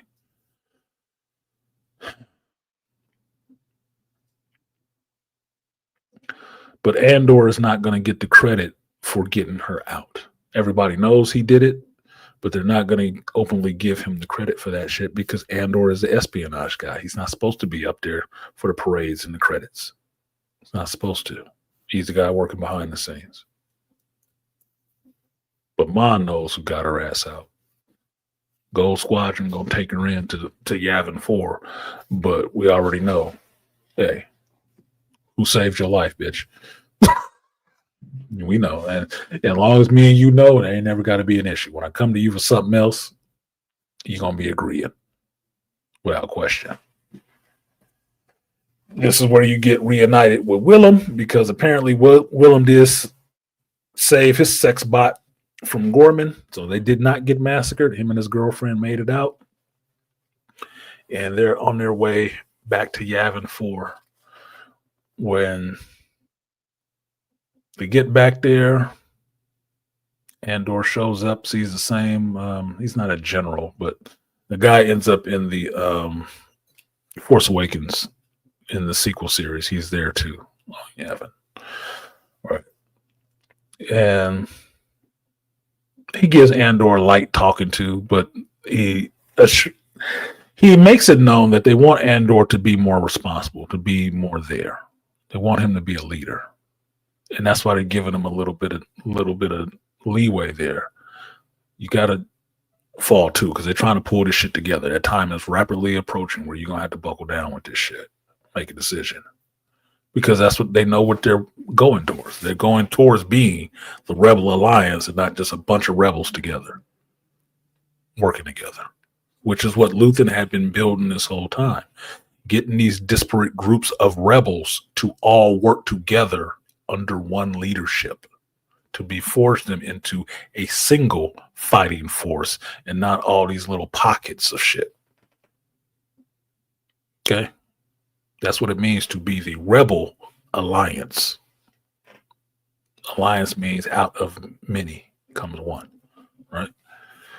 So Andor gets back there and he gets to get back to Bix and talk to her. And he tells her what he had been thinking this whole time is that he's done. He's out. He doesn't want to do any more of this shit anymore. He just wants to run away somewhere with her. Which might seem all right. You see what the character has been through. You know, you see what he's been through this whole time, what he's had to sacrifice. And basically, from his crew from Ferrix, Bix and Willem are the only ones left. He lost Marva. He lost his boy Bronx or whatever his name was. He even lost that little fucking droid that he totally forgot about, didn't bother to go back and pick up. Little droid B was sitting there. Andor, well, you gotta wait for Andor to come back. Andor left that planet and that droid and didn't think shit about it. But that's all he has left. That's all he has left. And so he says he wants to run away with her. They'll find some part of the world or the galaxy where none of this is happening and just live their lives. Because he loves her and he's done with this shit. You see it on Bix's face. Yeah. They bump ugly. She gets to bang out Bix that night, cuddle up on the bosoms.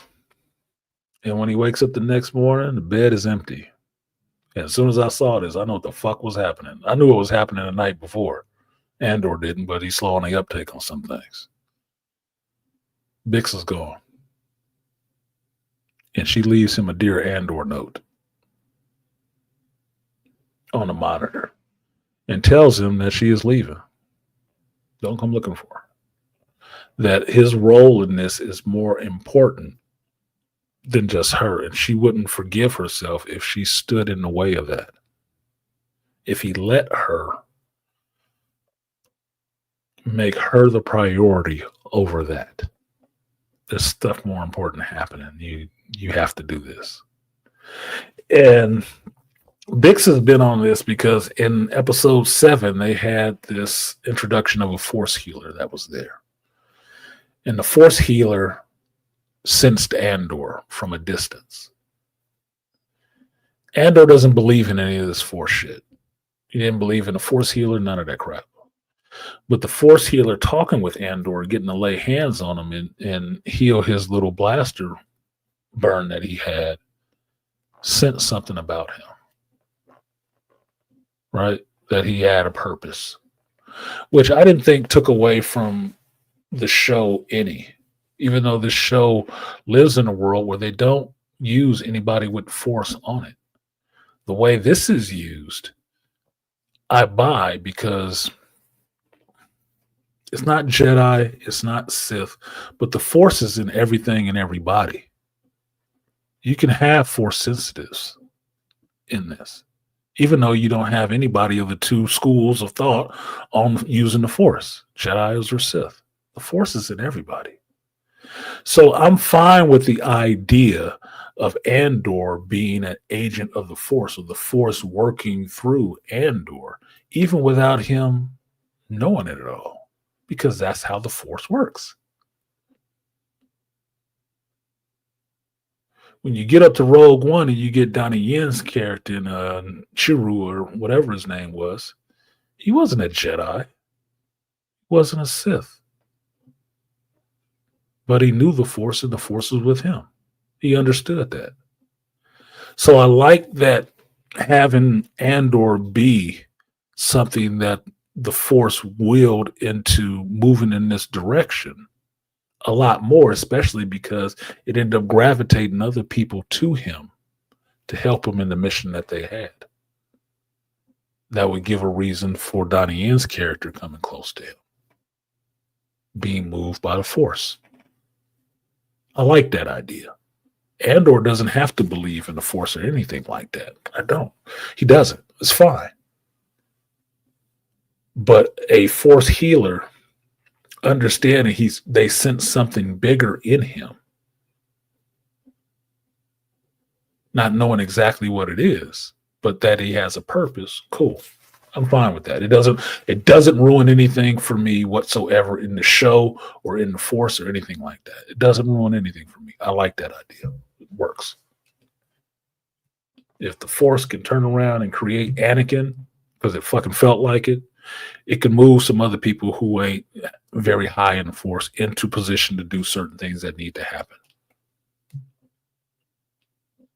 I'm fine with that.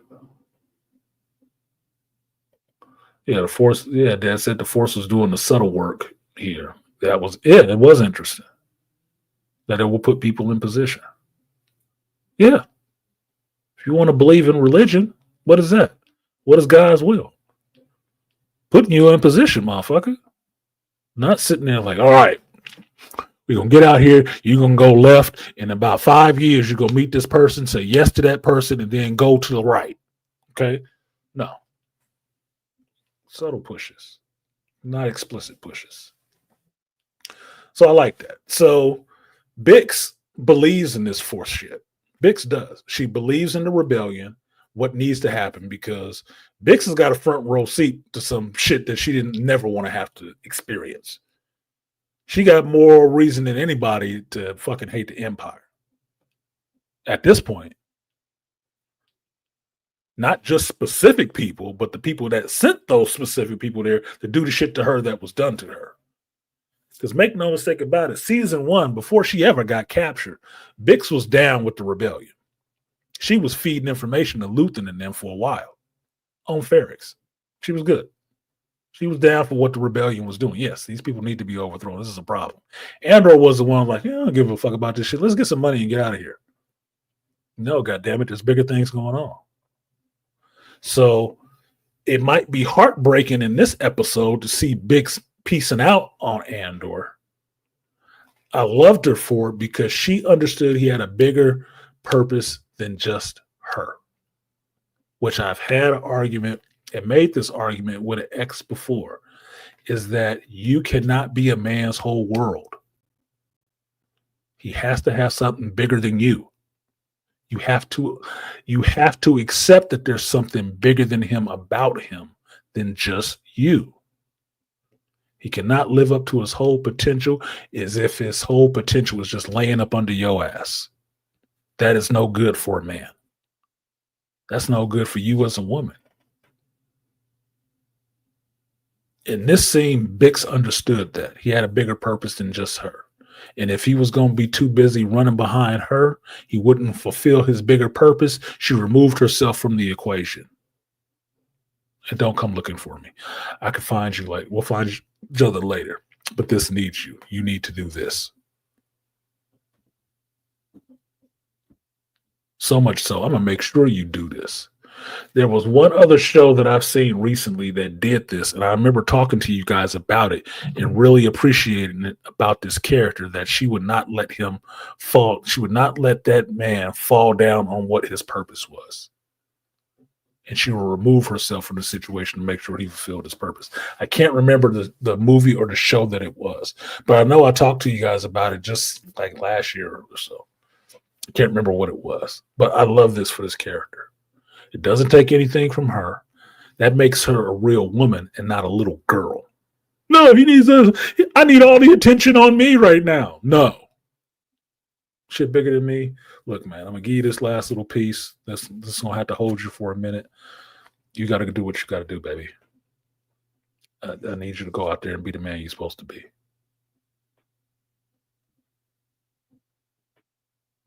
And yeah, he ran out there looking for a ship and shit like that. Nope, it was gone a while ago. Oh, goddamn. Yep, she pieced the fuck out. And she cried that night with him because she knew what she was going to do. That's what I knew what she was going to do. Is that she's going to leave. She's going to leave. She don't want to hear that shit. She was trying to convince him the whole time to live up to his potential, to be what he's supposed to be for those people. They need you. It's more important. Nope. I just want to be with you. Yeah, that's all nice and stuff, bro. But I couldn't live with myself if you denied this part. I became the reason you denied all of this. Oh no, I'm gonna get out of here. So Andor is some passive force user. He's not a force user. That's not what I said.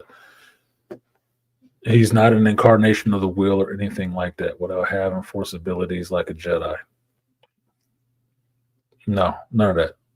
Split it simply. Andor is a regular humanoid.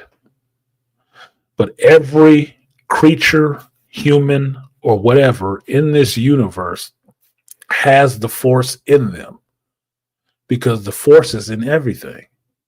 All living matter has the force in it. Right? We on the same page at this point? Just in some people, it's higher or lower. And even fewer still. So some people it's higher. Those are your force sensitives. Right? The ones higher than that actually train to use that stuff, train in one or two fields, Jedi or Sith, that learn to harness and use this shit. They understand what it is and they train themselves to use it. But the force is the living force. It's in everything and everybody. Life creates it. That's why droids don't have it. But the force in and of itself does have a will. In certain things, it will push in different directions for what it may want, like a chosen one. The force responding to somebody trying to fuck with it. Palpatine and Plagueis. It responded in making Anakin.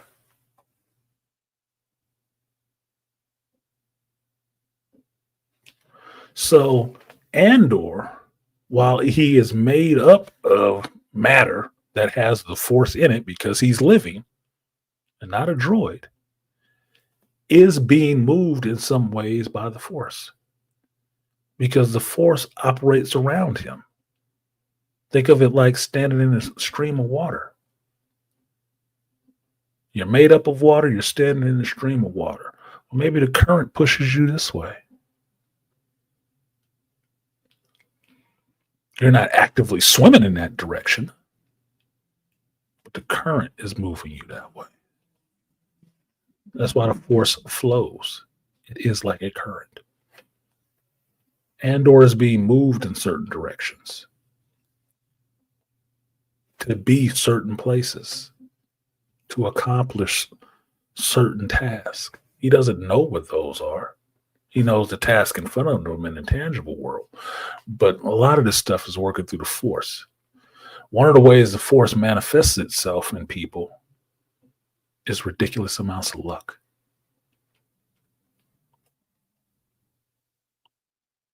If you want to listen to understand that, Han has the force in him. He's not a Jedi. He's not a Sith. He's not a force sensitive. He don't even believe in that shit. But Han does have the force in him too. And he does have a bit of luck. Because the force moves him. What did Obi-Wan tell him? In my experiences, there's no such thing as luck. It's all the will of the force. All of it.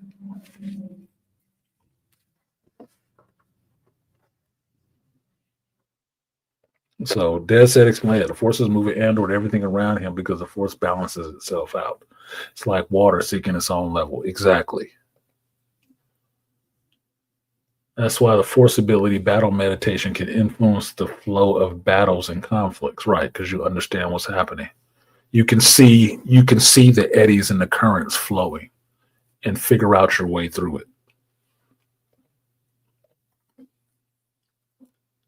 So force is indirectly manipulating events and people to carry out its ultimate plan to balance itself from the dark side. Yes, because the force has light and dark sides to it.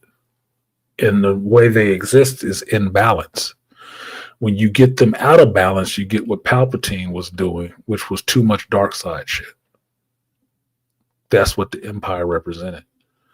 Luke bringing balance back to that shit was evening out the flow. That's it. The Galactic Alliance coming in and having all these years of good shit, that's not balance either. Balance is you have to have both, not one more than the other, but you have to have both. You have to have dark and light. You can't have balance without that. Yin and yang. Darkness. So, when Andor realizes the transport is gone, Bix is gone, he has a very couple of beats to think about that shit and kind of grieve it that she's gone. And the words are haunting for a fan, realizing that she said, after this is all over, we'll see each other again. And you already know where the story is. Like, you ain't going to see this motherfucker ever again. Because this is 2 years before Battle of Yavin in Rogue One. Yeah, bro. He going to be out of there. You're not going to see him again. Maybe you do, maybe you don't. And I like how they wrote this into the canon. Like, maybe they do see each other again. Maybe they don't. I don't know. But I know Andor is going to be out of here in a couple of years. And apparently he got a lot darker before he finally saw the bright lights of the great beyond. So, I don't know. Don't know. But you get that same military guy coming to tell him that they're about to, start up this droid that he brought back. They repaired it. And did he want to be there? Sure enough, they go back in there inside of the temple in Yavin, and they start up the KX droid.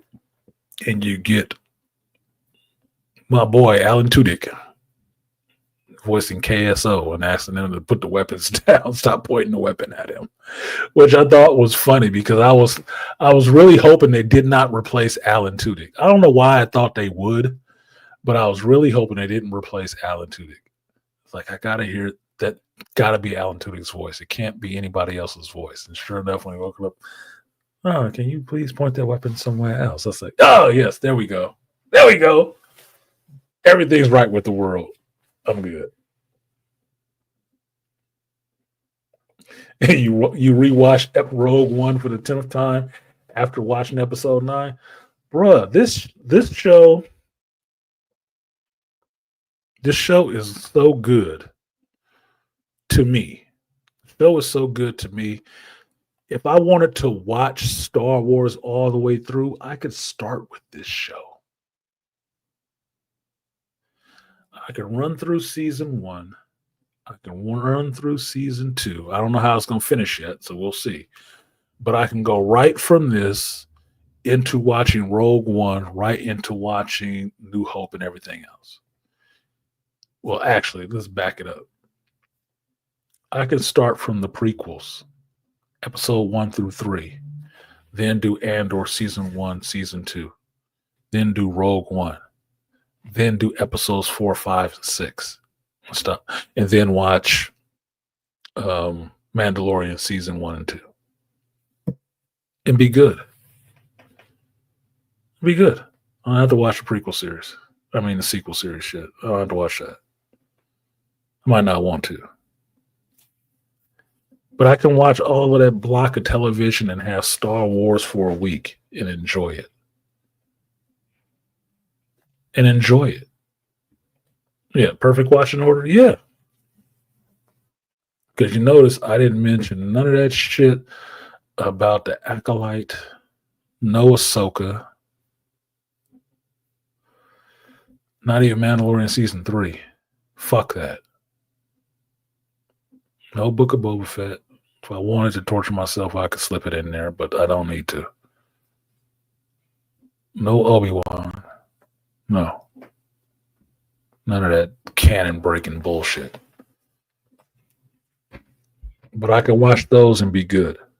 I would enjoy Star Wars over and over again on watching those in that order.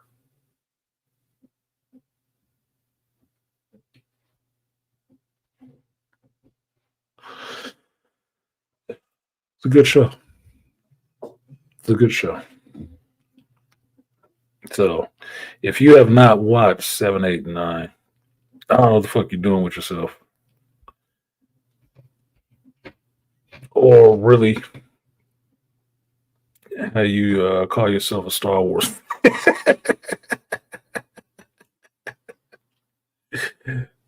Not to put,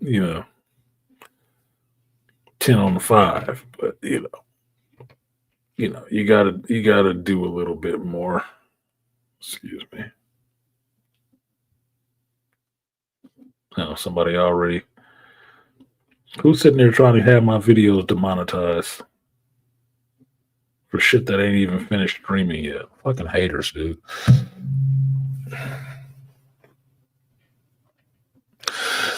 Solo could fit in there, Aquateki, and that would probably be one of my exceptions because I did like Solo. I liked Solo. I don't have a problem with it. Not really.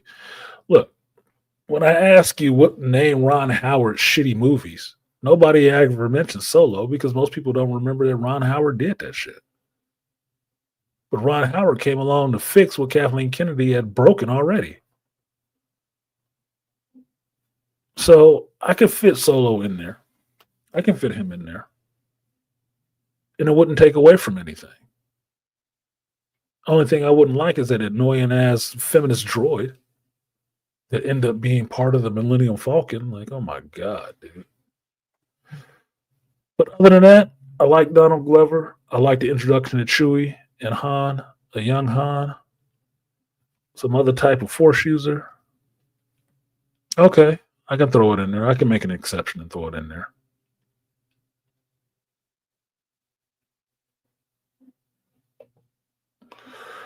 I will always say Andor is Star Wars for grown folks. It respects us Gen Xers. It does. It respects your intelligence for knowing Star Wars without being overly fan servicey. Because understand, there is a version of fan service that's a problem. And it usually gets to what the Clone Wars babies want to see all the time. I know Jedis exist. I know Sith exists. I know there's a lot of other Force users out there in the world and the different variations between Force users, Sith, Jedi, fucking whatever, gray, whatever hell else. Just because I've read novels and shit like that, right? So I'm fine with understanding one of the underpinnings of this universe is the Force. I also know everybody ain't trained to use it. So every story doesn't need to involve that for me to be interesting. I also understand with underneath the banner of Star Wars, you can have all kinds of stories. Yeah, you can have a kid's story like with the Skeleton Crew and shit like that. You can have a zombie story if you get to that, what is it, the Stormtroopers one with the Red Harvest or whatever it is. They got kind of like zombies in the Star Wars universe.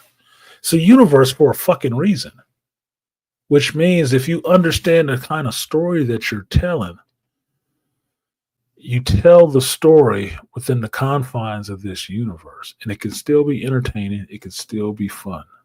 It's just given the perspective of the characters in this universe. You don't have to rewrite the whole universe to have these characters exist in it. You don't. That's not understanding and not respecting the material. If I wanted to make a character for the Marvel Universe, I would make a character that fit into the Marvel Universe with what I know of the Marvel Universe. I would not create a character that you had to rewrite the entire Marvel Universe to have this character fit. That doesn't make any sense. It's like the opposite way of making fucking pants. No. I'd make the characters fit. Or specifically for, but not the other way around. I respect the universe. And what this does, it shows respect for the universe because it's not canon breaking, really. It's actually feeding more into the canon because who would have thought from watching Andor you would have had more appreciation for the work that went into making the Death Star? Who would have thought that? Who would have thought you would have been seeing this whole time how much fucking work, how much maneuvering, grabbing of resources, how many lives were ruined to make the Death Star. And then some little asshole from Tatooine in a ship throws a fucking torpedo down the thing and blows it all to shit. Like, oh man, all that goddamn work. You know how many people died to make this shit? It makes Luke Skywalker look like an asshole at that point. It does. Like, you don't understand how many sacrifices were made to make this ball of death. Holy shit, dude. Just the people that was working in the prison thing with Andor. How many people died just making them parts? Yeah, Beasley, not once, but twice. You came back again? You motherfuckers don't respect the hard work of the people in the galaxy, man. There's a lot of lives lost to make that shit. Not just the ones that got blown up on Alderaan. No, it was hella people. Just to make it. If you watched this episode, you saw what happened on Gorman. And that was just to get a mineral for the reflector dish. Like, God damn. That was a monumental accomplishment just in the death toll and making it. Okay? You blew that bitch up. Okay, you don't care about the Force. Like, somebody was not hearing enough voices crying out.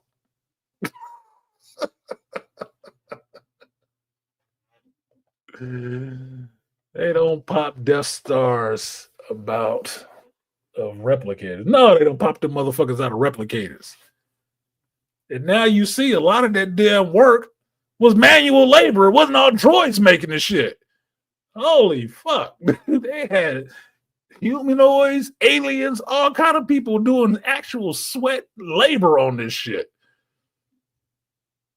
Yeah, Imperial engineers, extra salty. I'd be pissed as hell too. Like, fuck all them rebels, man.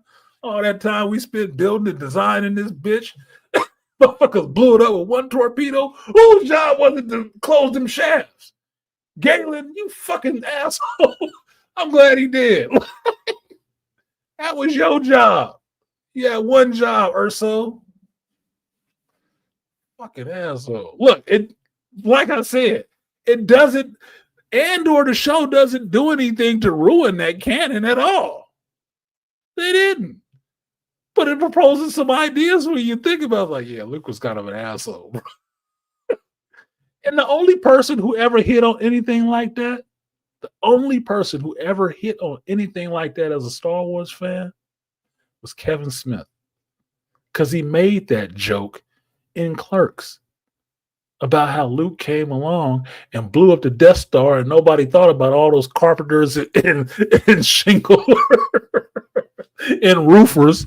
How many of the second Death Star, how many of those regular working still got blown the fuck up by some goddamn rebels?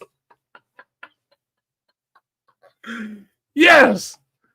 If I was working on a construction site and somebody dropped a bomb on it, I'd be mad at the person that dropped the bomb on it, not the reasoning. Well, we did it because, you know, the people building that was evil. Nigga, I got a job. That's a government job. Good benefits and shit. Now my family ain't getting nothing.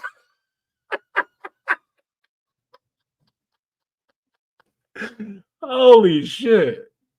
It just puts a different spin on it. Sounds like we found out the reason behind the First Order. Yeah, retaliation. These motherfuckers don't care about the people in the universe. So how many of them they killed? And your regular working brothers and sisters, union workers, man. Union workers.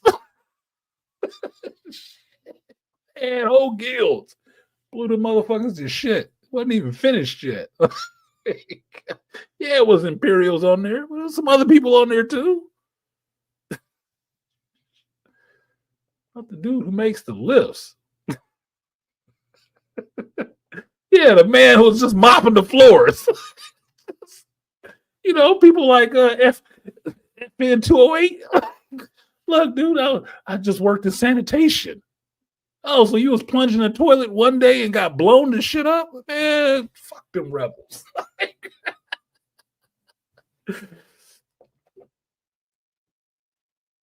Yeah, them Andors, yeah, those workers are like Andor talking to Cyril, like, who are you? I'm doing this for the rebellion. Nigga, what rebellion? What are you talking about? What the fuck are you rebelling against? I got a job. We was broken in slaves. Real shit. Real shit. It makes it funny, but it puts a different spin on it to where it's not disrespecting the original material. You understand why the rebels are doing it, but there's another side to the story too. There's the actual hands-on people who are actually doing shit in this stuff that matters. And you don't see that if you're only focused on the glowing sticks.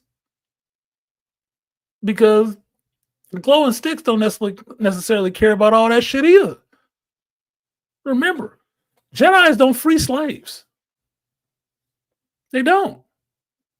Slavery exists in a galaxy far, far away and a long time ago. It exists, and they ain't stopping it. So who frees them? Oh, they get to do like Neo said. You freed yourself.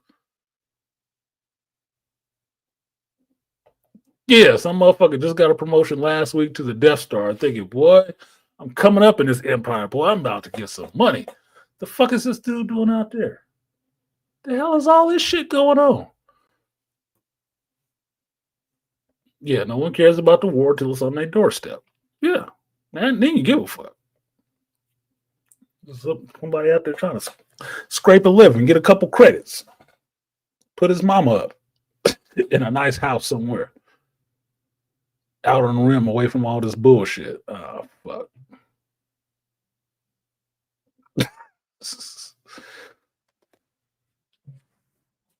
So yeah, the show, loving the show. And sure enough,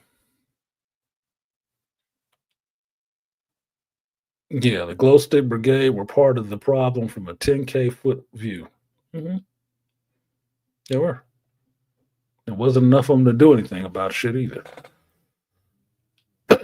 So, for me, Andor is the show to watch in Star Wars. And I was saying that last season before the bandwagon pulled up. That was the best Star Wars that they had produced. Whether you believe that idea of what looks like Star Wars, which is usually revolving around just a certain number of characters and glow sticks showing up. Look, I'm a Star Wars fan since I was a kid. I love the idea of a lightsaber too. But one of the things I got to with this universe where you can talk about it for hours and days on end is not just about a certain sect of characters. It's about all the characters in this universe. And how much the universe expands on the introduction of newer characters and newer stories in this shit. Of other characters. Not just saying all of them, but more characters outside of just this main cluster of them. Because if you take any of those original characters, Han, Luke, Leia, Lando, fucking Chewie, Yoda, you take all of those, there's so many characters attached to each one of them that would be equally as interesting that you get it. Yeah, the biggest marketing ploy for Star Wars is the lightsaber. We get that. We totally fucking get that. And using the Force, we get that shit too. But this galaxy ain't made up of just fucking them. And where the really interesting drama comes in is happening on the people outside of that group that have to deal with the Force powers and all the rest of that shit. And still got to fight the Empire the same way. Still has to fight the Empire, none the same. Because Luke was one ship out of how many? Yeah, he made the winning goal, the winning shot, but how many other people was out there in their starships getting blown apart or protecting his ass? Because for me, Wedge Antilles is a hell of a fucking pilot, and he ain't got the Force. I'm more interested to see Wedge Antilles on the screen in Rogue Squadron or see Wedge's daughter on the screen than just seeing Luke in the X-Wing again.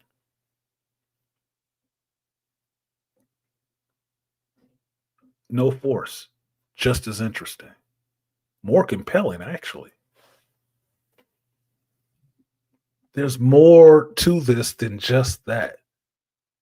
There's more to it than just the Force, Jedi, Sith, and lightsabers. There's more to it. That's the surface level of the Star Wars universe. And if that's the only part that you can recognize and see and focus on, then you're the one with the damn problem. Because there was a shitload more in here than just that. Yeah, that's what gets people to the party. But it's not the only thing that keeps them. Shouldn't be. Every character has a story to be told. Which is probably why I don't shit on a Solo movie. Because Han's early days, I like to see that. Lando's early days, I like to see that. I want to see them running around getting into trouble. I do. It's like being entertained by a Batman movie before he got it all figured out. Batman year 1, Batman year 2, Batman year 3. That's more entertaining because I know what he gets to. I know the level he gets to. I'm more interested in this fucking up period. That could be more fun. It's what made the Outer Rim so interesting. Less empire, more factions. Exactly. It's what would make something like the gangsters and the criminal element more interesting because it still exists.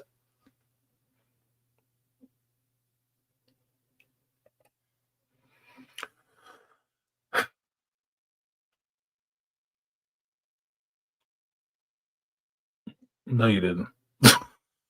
Because you said always and used to. You can't always and used to at the same time.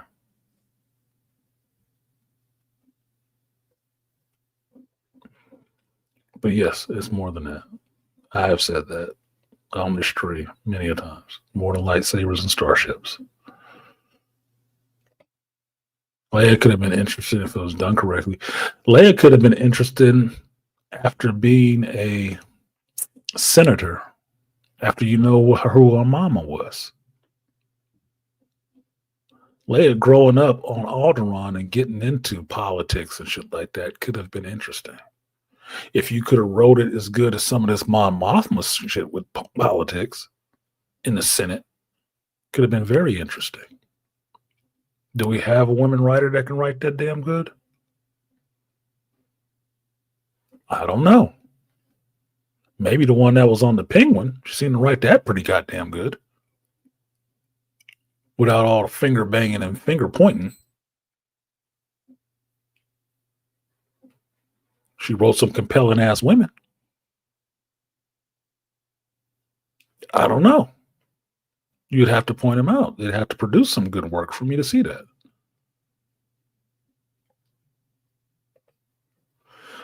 Those stories add more depth and interest to the IP. Exactly. Just like the books did. Because understand, Lucas didn't tell you all of this shit in the movies. He didn't. It took competent writers, some of them female, to go in below that surface and write you other stories that filled out the rest of this damn universe like that. The rest of these characters like that. To give you the origins of the Jedi or the Jedi. Where they came from and why. Where the split between Jedi and Sith even came from. It took competent writers to do that shit. To give you villains like Grand Admiral Thrawn and make them interesting and fascinating and actually a threat. To have people like Dave Filoni fuck them up. Thinking, no, we're going to show credit to the extended universe. No, you're not. You're going to bastardize it for your own uses to inject your blow up doll again. And fuck up the canon.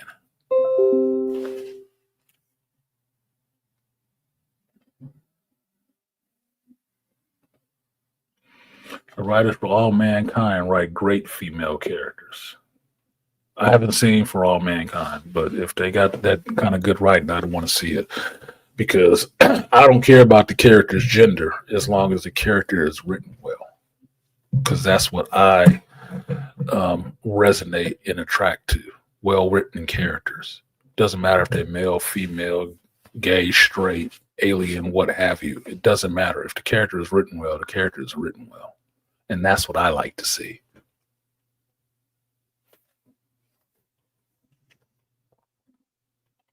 So 4 hours in, it's 12 o'clock right now.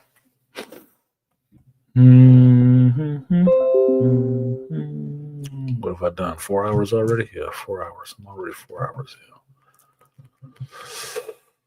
in. I haven't talked to my mother yet. I'm supposed to drive up there. The thing of it is, it takes me like an hour to get up there. I drive up to Sacramento. And I'm thinking not even about getting there. I'm thinking about what time I'm coming back home to go to work in the morning. So do I just go up and stay there and then go to work from Sacramento tomorrow? Or just drive to work, sleep at work, and then I'll have to worry about being late. You wouldn't know it due to how they are treated in the movies by Jedi. The Emperor's hand, red cloaked protectors are so skilled they can be mistaken for Force users. Exactly. Because everybody's not. So I never had a problem with General Grievous and his crew. I just wanted to know how they worked, how them ampy staffs work to be able to deflect lightsabers, because some things can. But it's not widely known. So it's not everywhere. Like vibranium in the MCU, it's not everywhere.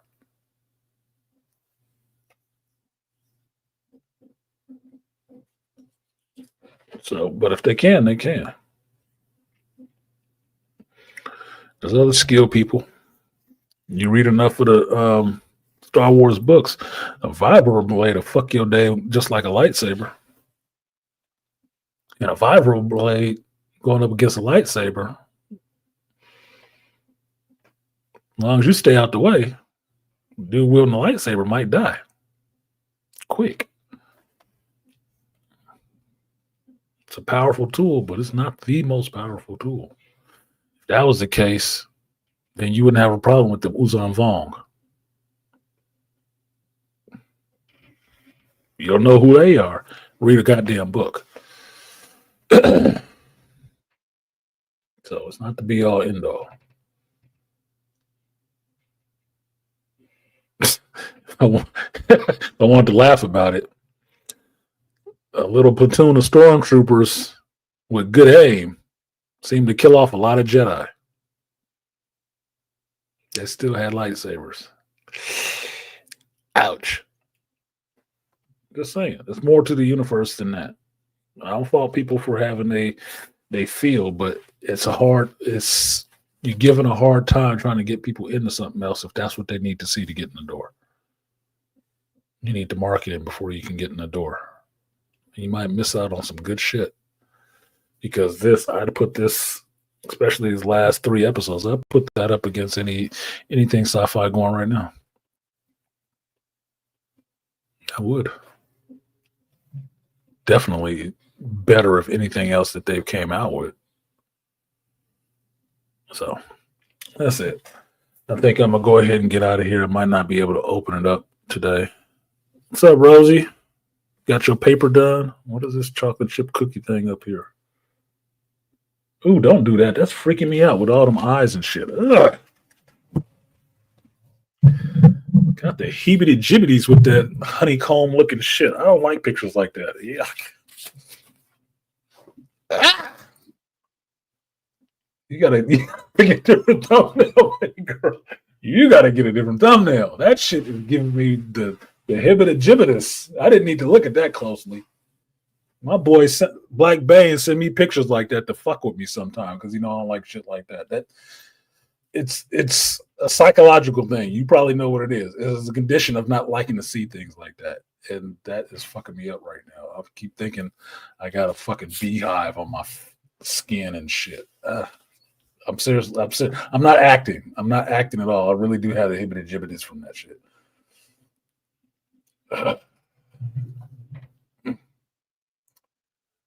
I'm looking for your email right now, and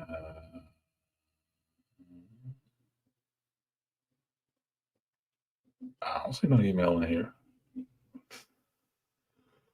I do see a lot of other emails I can get rid of. Let me check my spam.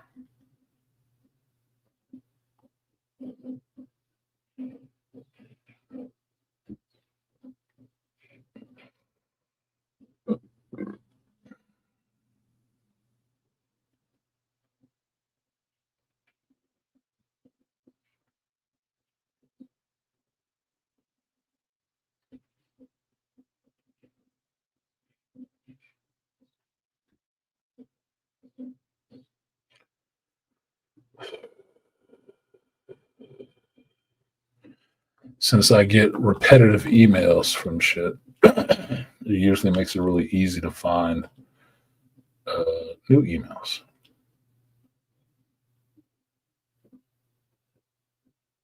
And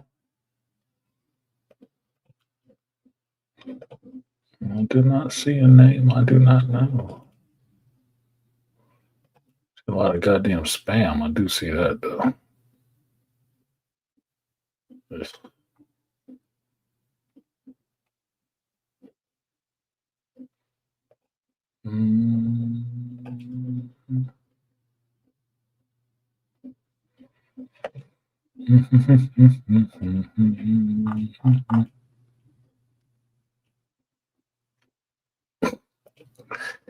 Video cannot be monetized. Get the fuck out of here. This is for yesterday's video. Who went back and did that? The video was silent.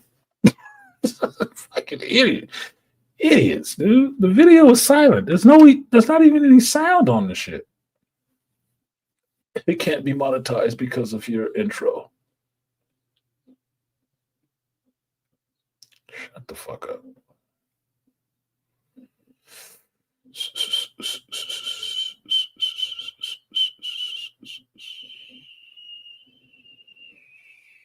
Yeah, I don't see you, Rosie.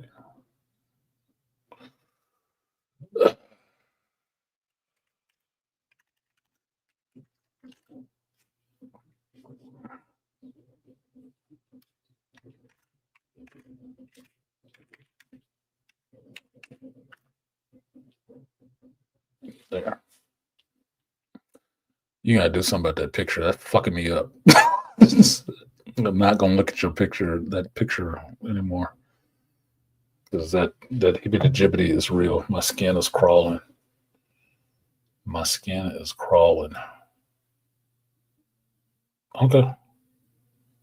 Just checking. Just checking. Now, I don't know what happened, but yesterday when I was trying to use StreamYard, they had an update on the mobile version where you can do all this YouTube stuff from the phone. Like deleting comments and banning people, but it wasn't showing up on this part. Ugh, picture. I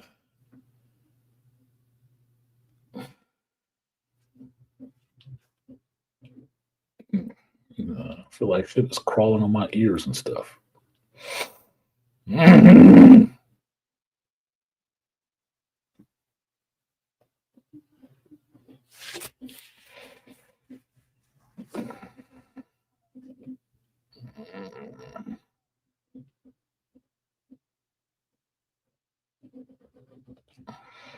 Don't you love how you clear out one email box of trash, spam emails? And as soon as you do that shit, a bunch of other ones pop up in you. Anyway.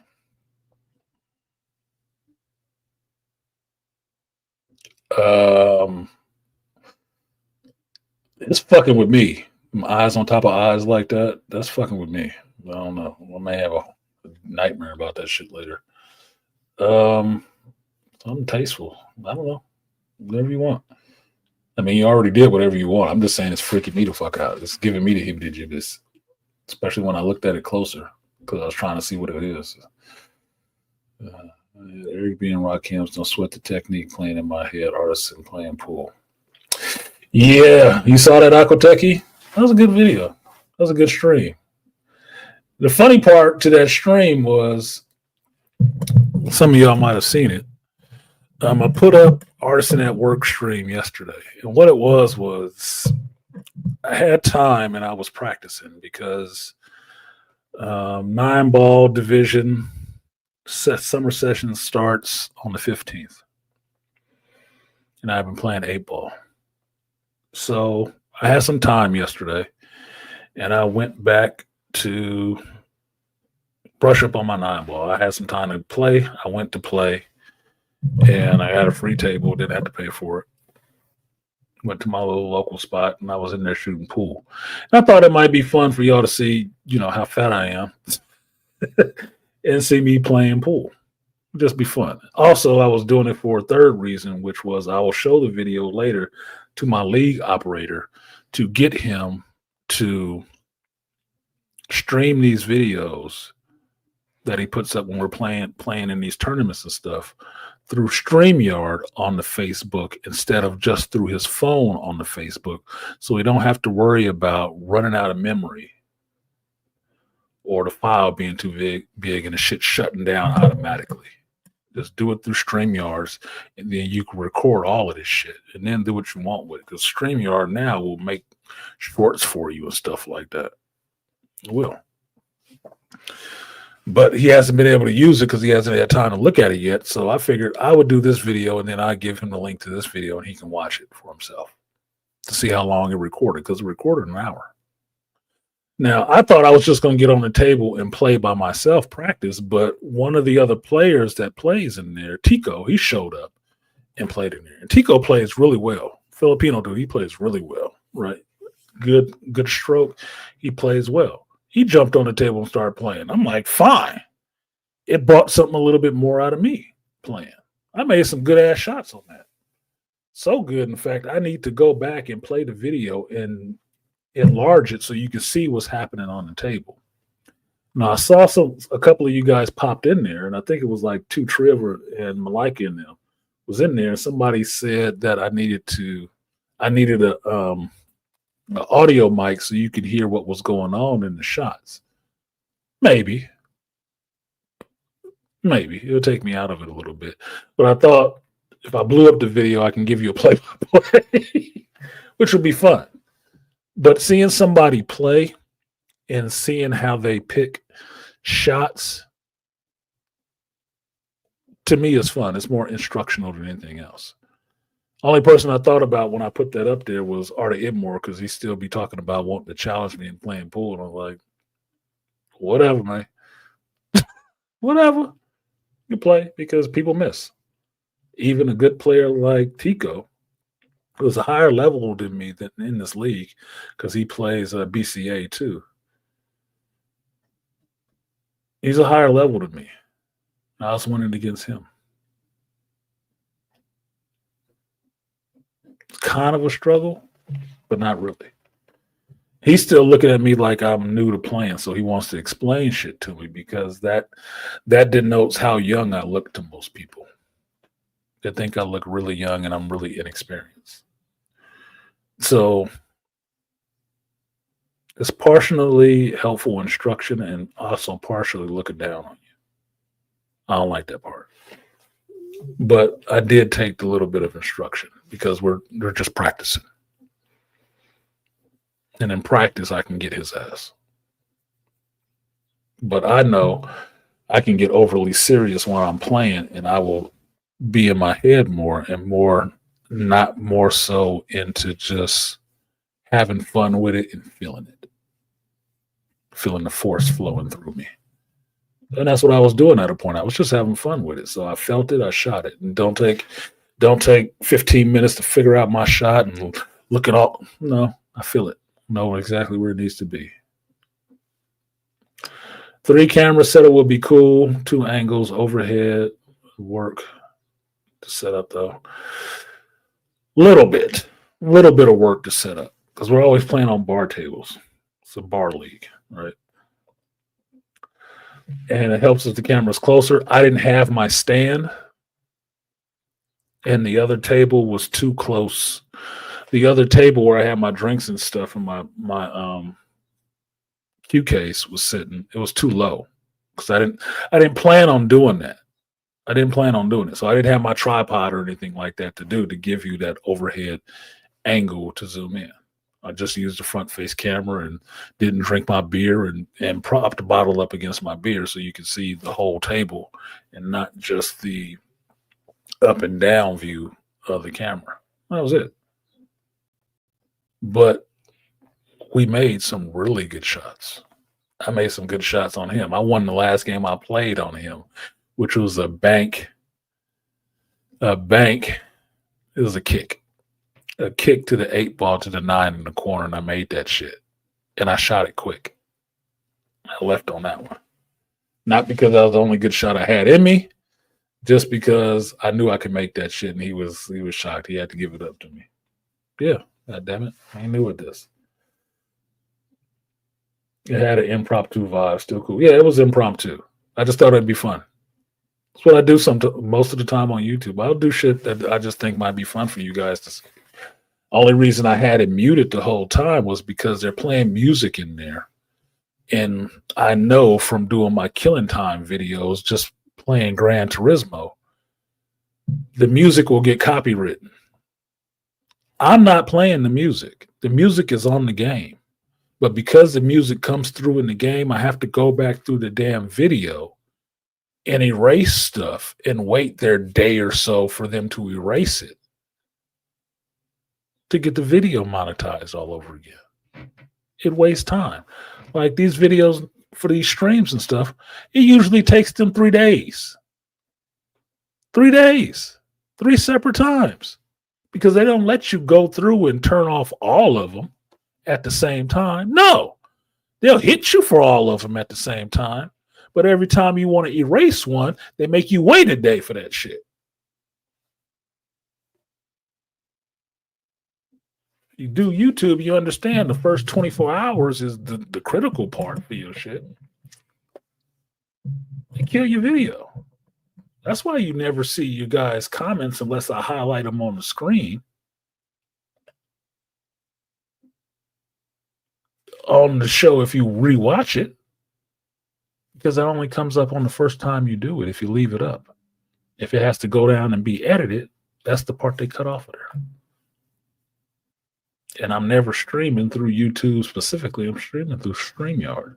So you don't get the chat scrolling up on the screen. So I realize watching on the replay seems funny because seems like I'm talking to somebody that nobody can see and don't know. But it is what the fuck it is. You should have been here. So it was impromptu. It was impromptu that Tico jumped on the table with me, and we had those games that we played, and it was good. It was good fun. Good fun. So I liked it. I got a sweat going, got my heat up, brought something out of me. Now, when I play this Thursday, with my 9-ball team, I'll be all happy to see my captain again because he just had heart surgery. So he's back from his heart surgery. See my team, and we can run at this shit again this year because it's only 10 sessions. And then it's Vegas tournament time. So I want a seat. I want to play in the team tournament on Vegas. I just missed the singles and doubles tournament. That was just this month or just April. But the team tournament, we should be going because my team finished pretty high. So we'll see. We'll see. Anyway, I'm going to get out of here. It's still Mother's Day, so I need to get my ass on the road up to hanging out with my mama since she claims she goes to bed early, but then she's up all night on her iPad and watching television. So I want to spend some time with her. So I'm going to go ahead and get out of here. So no open chat today, but thank you all for coming through and listening to this BS today. Watch Andor if you have time. Definitely watch Andor if you have time. This last 6 episodes, cannot vouch for the first 3 episodes of this season. That was kind of trash to me. I almost stopped watching. I wanted to stop watching the show because it was going nowhere. But the next 6 were fire. I'm really excited and nervous at the same time for what this week's 3 episodes is, because that's the finale. It's the last block. It's 1 BBY. That means it's the year before the Battle of Yavin, and then into Rogue One. So this supposedly feeds right into Rogue One. It's a different writer, I think, or a different director. Kind of nervous, but excited at the same time. I'm excited to see how they finish out this series, but nervous as I don't want it to be shit like the first 3 were. That would really upset me. It could be, because symmetrically it would make sense that the last 3 episodes look like the first 3 episodes. Trash. But yeah, I really do want to see them stick the landing. I really do want to see them stick the landing, because I need my payoff for what happens with Luthen. What happens with Daedra? We already know what happens with Andor. What is the final catalyst to bring these rebels together into one alliance? Where's Mom Mothma a year later? All these things finally need to congeal together into this form.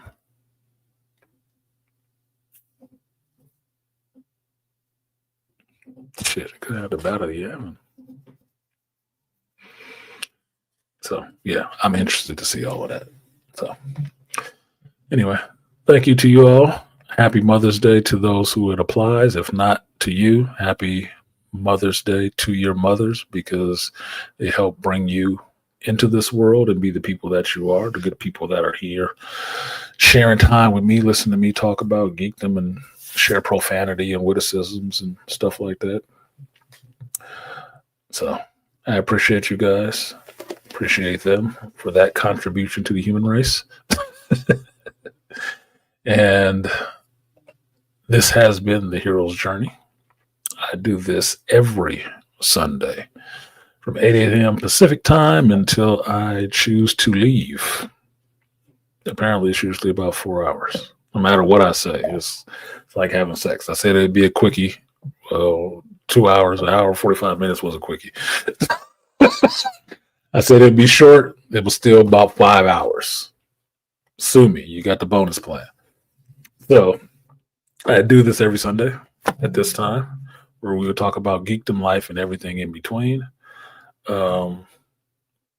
Watch some good stuff. Go see some good stuff. It's beneficial to your soul. Watch Andor. If you want to watch The Last of Us tonight, go. If you watch The Last of Us tonight after the last episode, go ahead and watch Andor season 2 after this. Okay? Do yourself that favor. Use Andor as the ginger to wash that shit taste out of your mouth. Clear your brain, please. Please, for me, help yourself. But for me, I'm going to get out of here. I'm going to get on the road and go see my mama. And we're going to go watch Sinners again, because that's actually good. So, peace. I will see you guys next time.